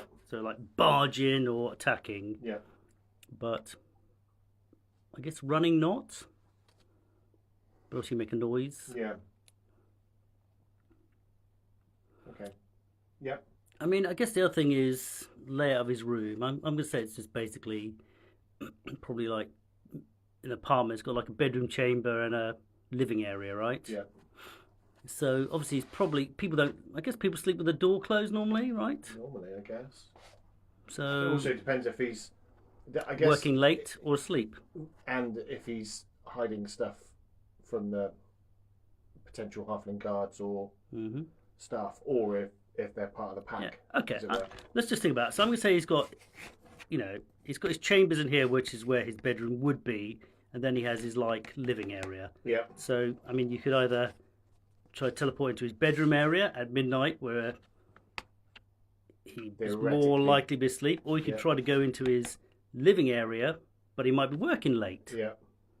Or you could put it into the corridor. I guess it's going to be hard for him to put it in the corridor outside, isn't it? Because I guess the specific, the spell is he's probably not that au fait. Yeah. So I guess he's gonna. It says I can land you in either of those spots, right? So we can try put you in his bedroom and hope he's not there, or in his living quarters and hope he's not working. Yeah. And you're taking Vormstort, because that obviously, if he is a changed being, although it was only when he drew it. So I guess you can leave it sheathed. All I'm saying is, if you go through the holding it and he's around, it might go mental. Yeah. If he is like a werewolf or something. Yeah.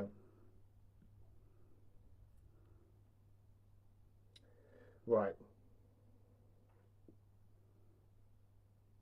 Chance says, I think I said 20 minutes before, but I'm going to just rewind that and give it 10. So he says I can guarantee it to keep it open for 10 minutes. Okay.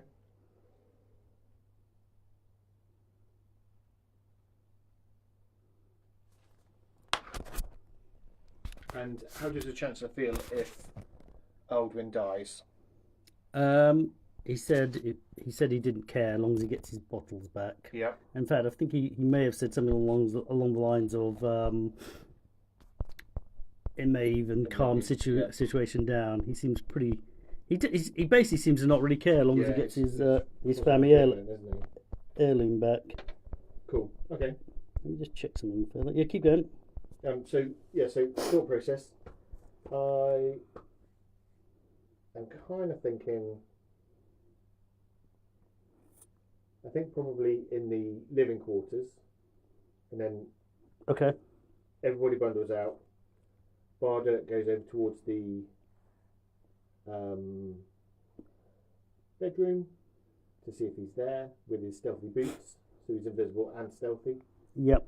Theoretically. Yeah. And then from there, if he's in the bedroom, then. How does this work again? Sorry, I go for it. That's annoying. I think if he's in the bedroom, then we might slot him.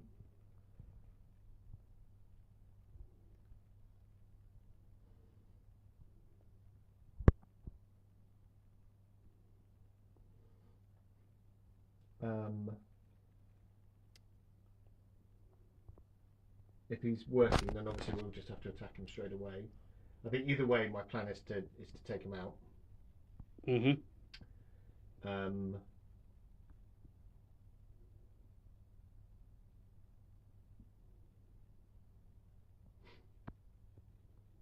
Yeah.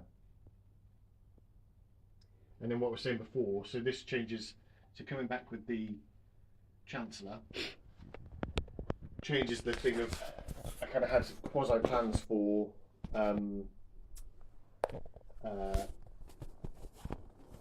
if we'd gone cross country to get to there and then to get out.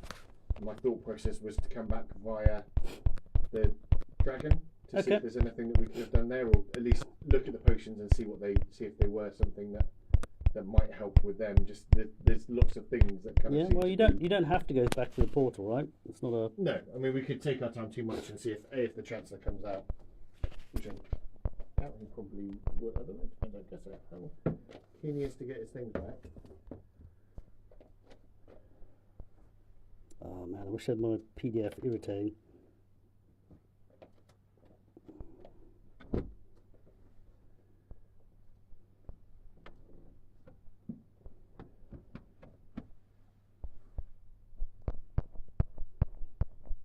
Sorry, dude. I'm just gonna pause this bad boy and just check something. Okay, so dude, I'm back in the room, as it were. So yeah, sorry, fella. What was the question? So can I just get, I think, a large shield for Ganther and a medium shield for Clip. Okay, yeah. Just so they've got stuff. So thought process being, if we need to hold a door or anything like that at all, then Ganther can at least have a shield. Okay. As well. Yeah, I mean, basically got so much gold that I don't think we need to worry about. Yeah, I mean, we could even ask the Chancellor if we can have it from the Royal Armoury. Royal Armoury or whatever. Yeah. Although they might not want royal. It might have this, might have the emblems on it and stuff. Anywho, whatever. But yeah, no, I think I'll probably just get my own ones anyway, just so I've got them. But as you say, I don't think these guys are short of a penny or two.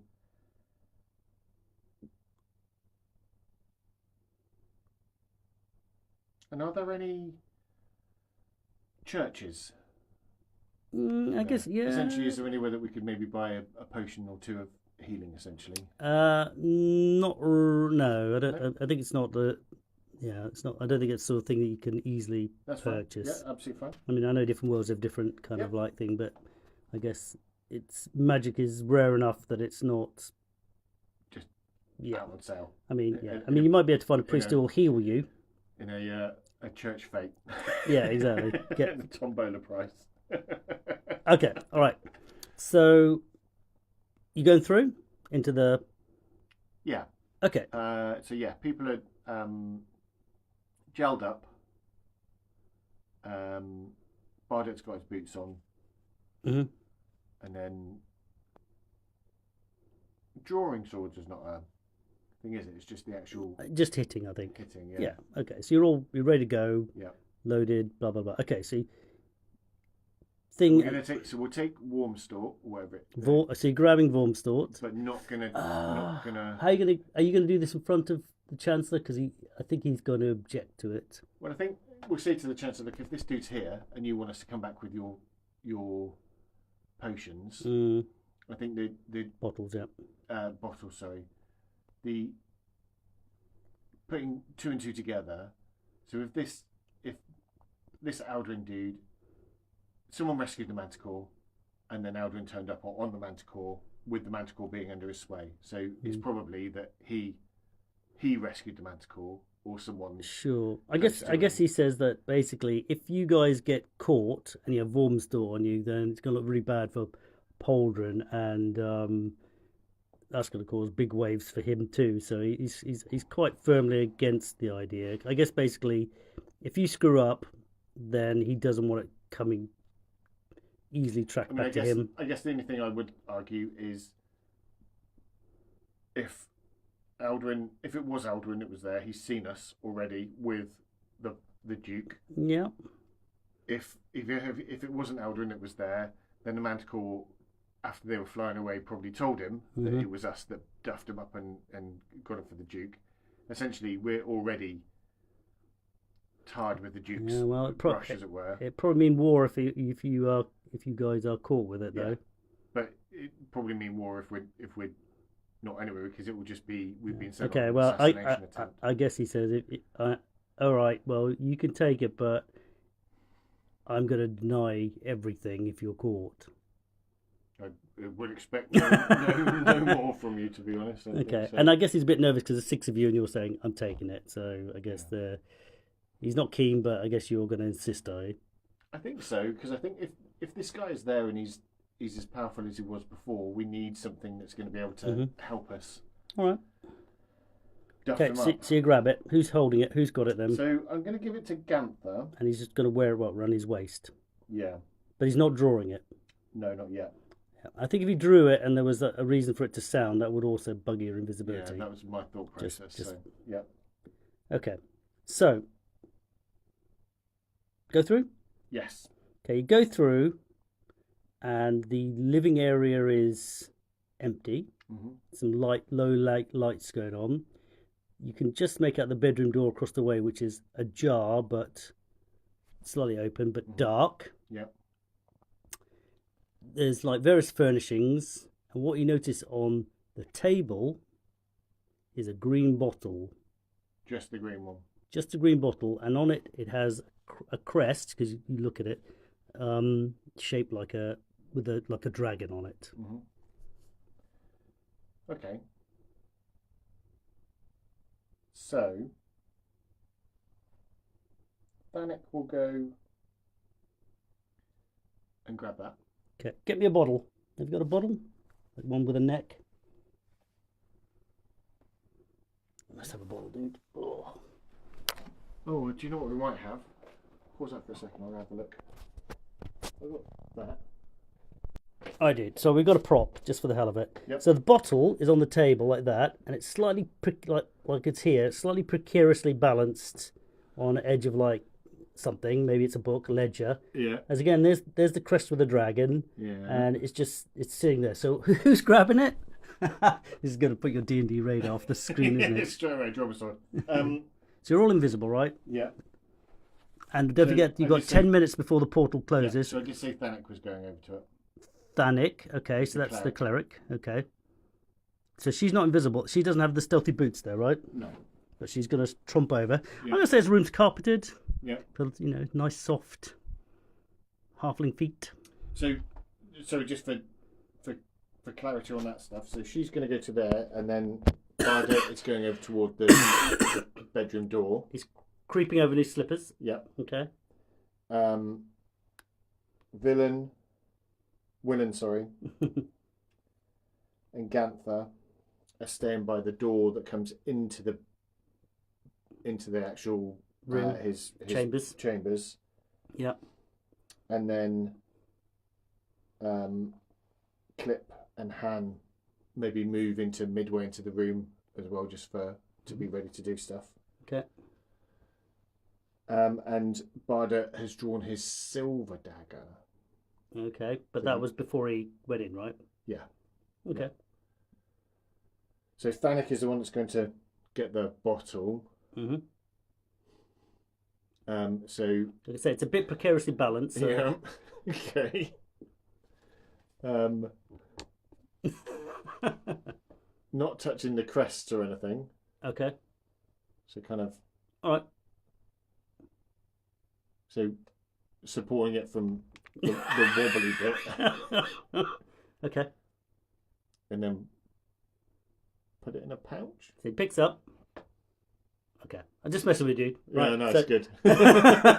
Okay, so grabs it like that and then puts it in his pouch. I thought it might be a really heavy thing or something so. Okay, cool.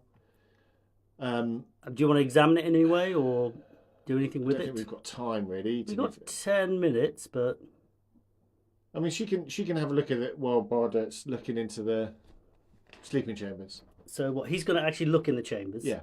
Okay. And so what's she going to do with this bottle in terms of looking at it? We're not.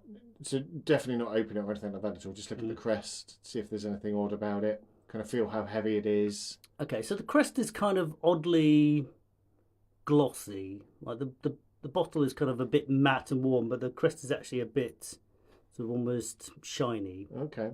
Is it moving at all? moving. Hmm. Well, just looking at it. Yeah. It's not moving, but I guess it looks like it could be. It's a bit odd. Is it? It looks like you maybe could push it. I don't know, but as in, is it like a latch or something? Okay. Okay.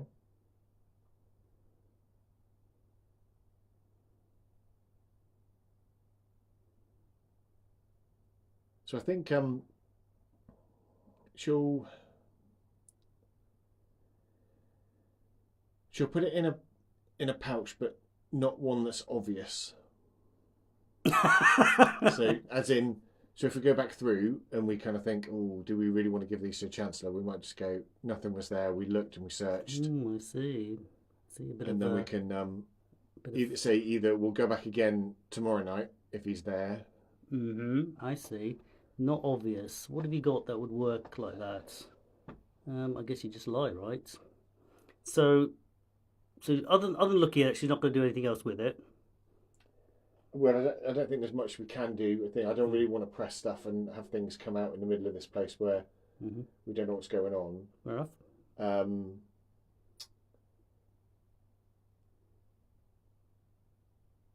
Yeah. Okay. So she puts it in a pouch, and Bard. Oh, I guess he's invisible, is he? Yeah. He might. Is he going to push the door? Listen for noises. Go for it. I don't know what it is. Well, give me a roll. I think it's 30. Are we on 30% for all your rolls? Is it 30% or is it a 1 in? Well, there's also a 1 in 6, but I think that's going to be lower. That's a normal character, is that? I think so. 46. Okay, so if there is something in there, you're not hearing Can't it. hear it. Like I said, it's dark. You'd probably have to push it open to see if there's anything in there.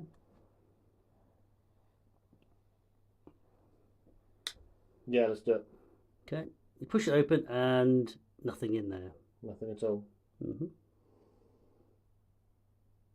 fact, after about 2 or 3 minutes of being in there, you're fairly confident there's no. You don't think there's anyone there, or at least if they're there, you can't see them. Right.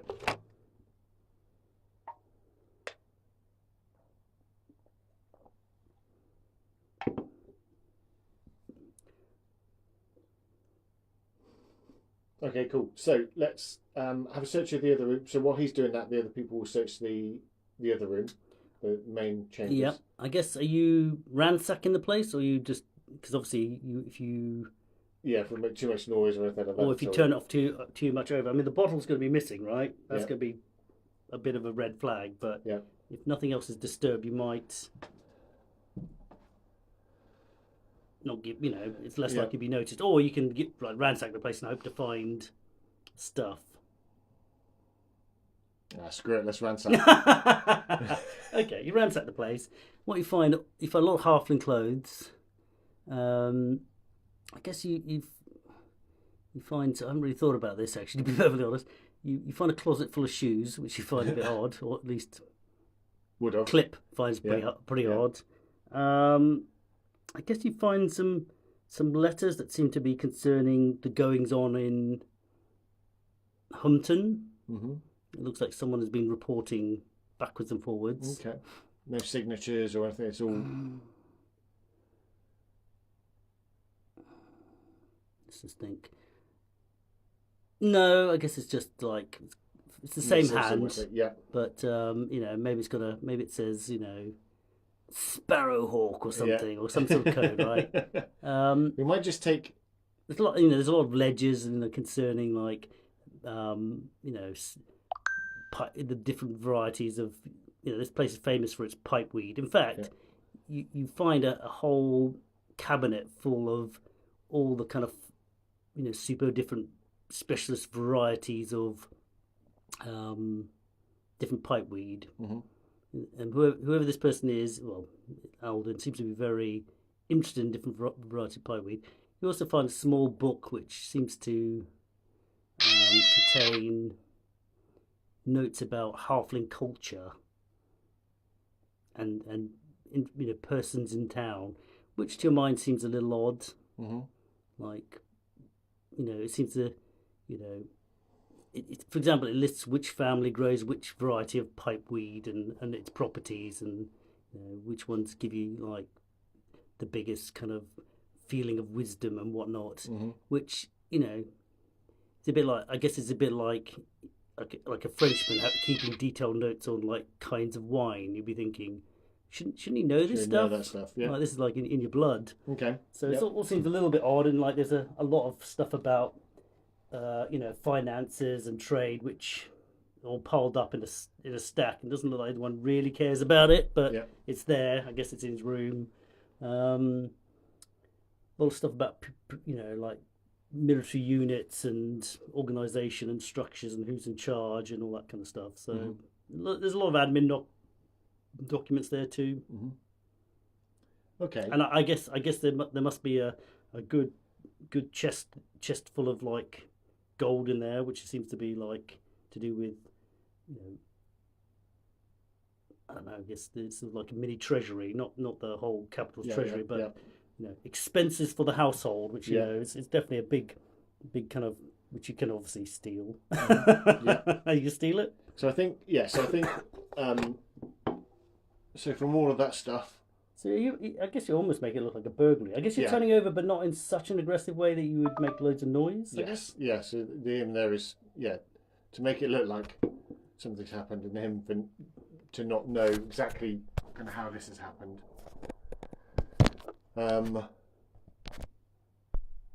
We'll take the dosh. Yeah. We'll take the weed.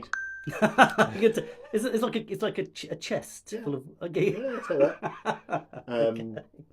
We'll take. Well, I mean, because Pauldron said he was really desperate for stuff. So if there are any issues, it's quite valuable. It contains a lot of like kind of. We'll take we'll take the best family weeds. So pipeweed.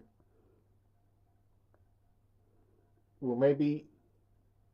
How can we do that? No. We'll take the gold. We'll take the weed. We'll take the halfling kind of families. Notebook thing. Okay. What about the spy letters? That was my so.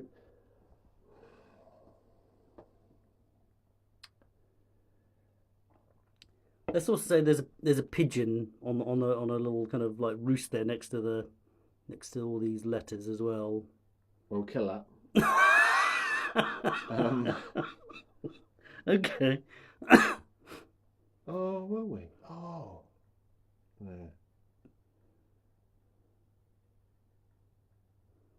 I'm going to say it's a bit late. You have buyer's remorse about wringing the neck of the pigeon. Okay, fine. Well, my only thought there is if I don't want to lose my visibility. Okay. All right. In that case, I'll let you row back on that. I guess it counts as a pseudo-violent act. I guess you begin to run out your time limit on your turn. Yeah. So with the letters.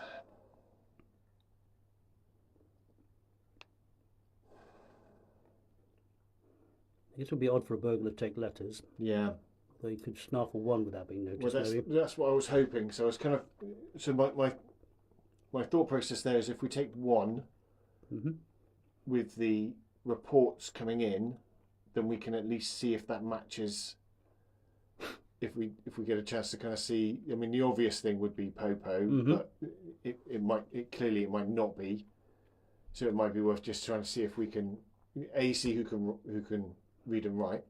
Yeah. Well, when you went to the inn, you did sign a kind of like a register. So yeah, we can maybe check against it. Weldo might be willing to help you if he thinks he's getting his parrot back. Yeah. Should we take?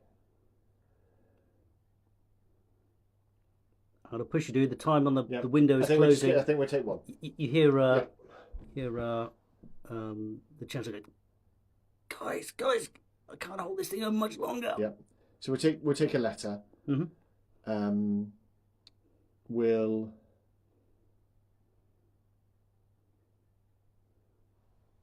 Can we do anything? Have I got anything? Sorry, bear with. You're good. Not really. I'm just wondering if there's anything we could put on the I know you've let us kind of take it back. Okay. Is it just take it back until we leave and then we'll collate the pigeon, or whether there's anything that we can do to just make it give away the. We could just set it free, couldn't we?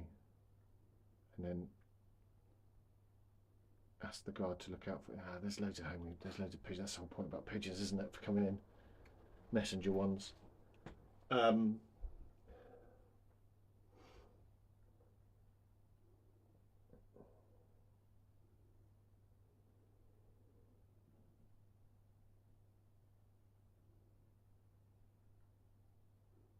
Okay, dude, I'm going to close the window on you. Yeah. The window's closing on the portal. We will release the pigeon. Okay. Just with nothing on it. Just Yeah. go. All right. And then you dart through the portal, do you? Yeah. Okay. Okay, you dart through the portal, and obviously the judge is like, "Did you find my bottles? Did you find my bottles?" Nothing at all, dude. He wasn't there. We've got a few bits and pieces, but no bottles, I'm afraid. Okay. He quickly pokes his head in through the portal like this. The fuck have you done in there? You've trashed the place. We tried to make it look like a burglary rather than anything else.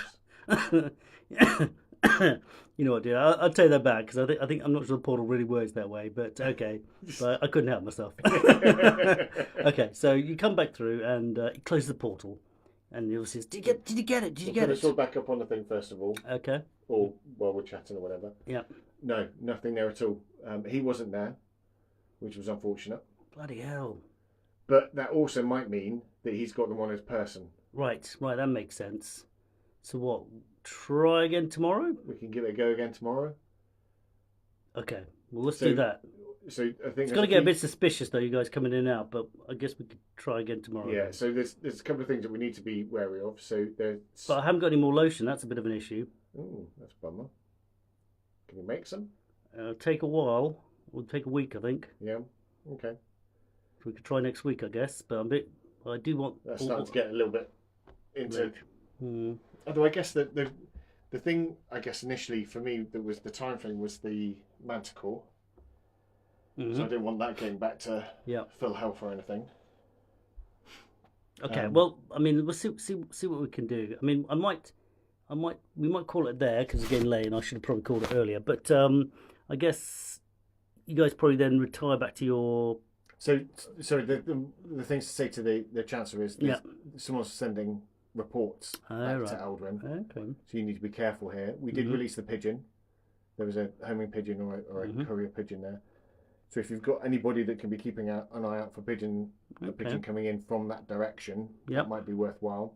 Yep. Just to kind of see where it goes, to then see if it's a thing, if it's a dead drop or you know, anything like that at all. But then someone here is sending stuff back. Relaying information. Okay, interesting. Okay, well, cool. Thank you. No problem. But yeah, otherwise, what's this? What's in this chest? You haven't got the bottle's not in here, is it? No, the bottle's not in there. That's just some gold that we thought we'd take to make it look like a burglary. Well, there's the small chest, but there's the big chest. I know, yeah. The other bit is full of weed.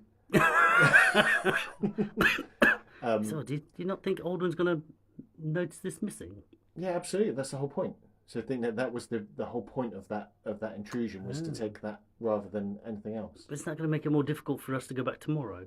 Well, no, because if we wait it depends whether we go back tomorrow or if we go back in a week's time. But either way, he was going to be suspicious. Yeah.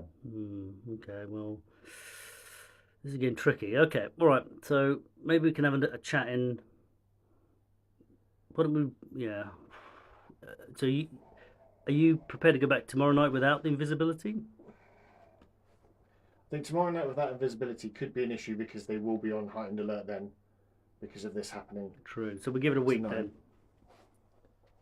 Yeah. We'll try again in a week. So I guess you can either do something for a week, and then come back. I mean, just in game time, or you can fast forward a week and do it. Yeah. Okay. So just to recap on this bit or close off. So you go back to your rooms. Are you going to do anything, or are you just going to? Do we call? So I guess if it's too late at night, then we can't really do anything. I guess the only thing will be if our rooms are still with the thing of arms, Poldon Arms. Poultry Arms. Yeah, for Weldo. Whether if we get a chance to, is the book that you sign just almost like one of those kind of leave your comments books type thing? Well, it's probably behind the counter, but it's probably not guarded, right? So if we can at some point have a look at that. Yeah, you can either look at it, or you can. I mean, you might be able to convince. I've not done very well at convincing. Well, okay. I guess basically, what are you going to do? Look for Popo's. Yeah, Popo's entries, and then see if the. Okay. I reckon there's got to be a chance, certainly in the next week, even if we just retro that bit, that you can get the book and see. And you think there's some commonality between his writing and the letters that are being sent. Mm-hmm. Okay. So you're fairly convinced it's Popo. Yeah. Awesome. Yeah. I think you're pretty convinced. Yeah. I mean, what about? Are you gonna do anything with this bottle now? Or are you just gonna keep it safe, or are you gonna inspect it? I think magic. we can. Yeah, I think we can. We've got detect magic, so we can certainly do that on it. Mm-hmm. And just inspect it a little bit more. I kind of slightly loathe to kind of press things or anything like that at all, unless we can kind of properly detect magic and see if that kind of helps us understand. I think you're pretty confident it's magic, actually, even without. I guess when Willan or whatever thing, you're pretty confident it has magical properties, although obviously you don't know what it's about. But I mean, this is just looking at it, right? Yeah. Can we study it at all? If we use detect magic and other bits, that help? I mean, I think the problem is I think you'd probably have to start messing with it, right? And it doesn't sound like you guys want to mess with it, depends how thorough. If you want to, you'd have to start inspecting it and whatnot. Yeah. I think there's kind of part of me that thinks I'd potentially like to do that with both in play, just to. Mm-hmm. Although I guess you don't know where the other one is. Not at the moment, and that might be harder now that we've stolen this one. Yeah. I mean, obviously, you might get a bit of intel if you do mess with this one to try to figure out what's happening. I might have a out of game think about that. Okay, right. Well, we can leave it there while you have a bit of a think about it. So I'm just gonna pause it there, then, dude. Yeah. So we'll just leave you in your room, staring at a bottle. Yeah. And weighing up whether you should have some weed while you think it through. Right. Cheers.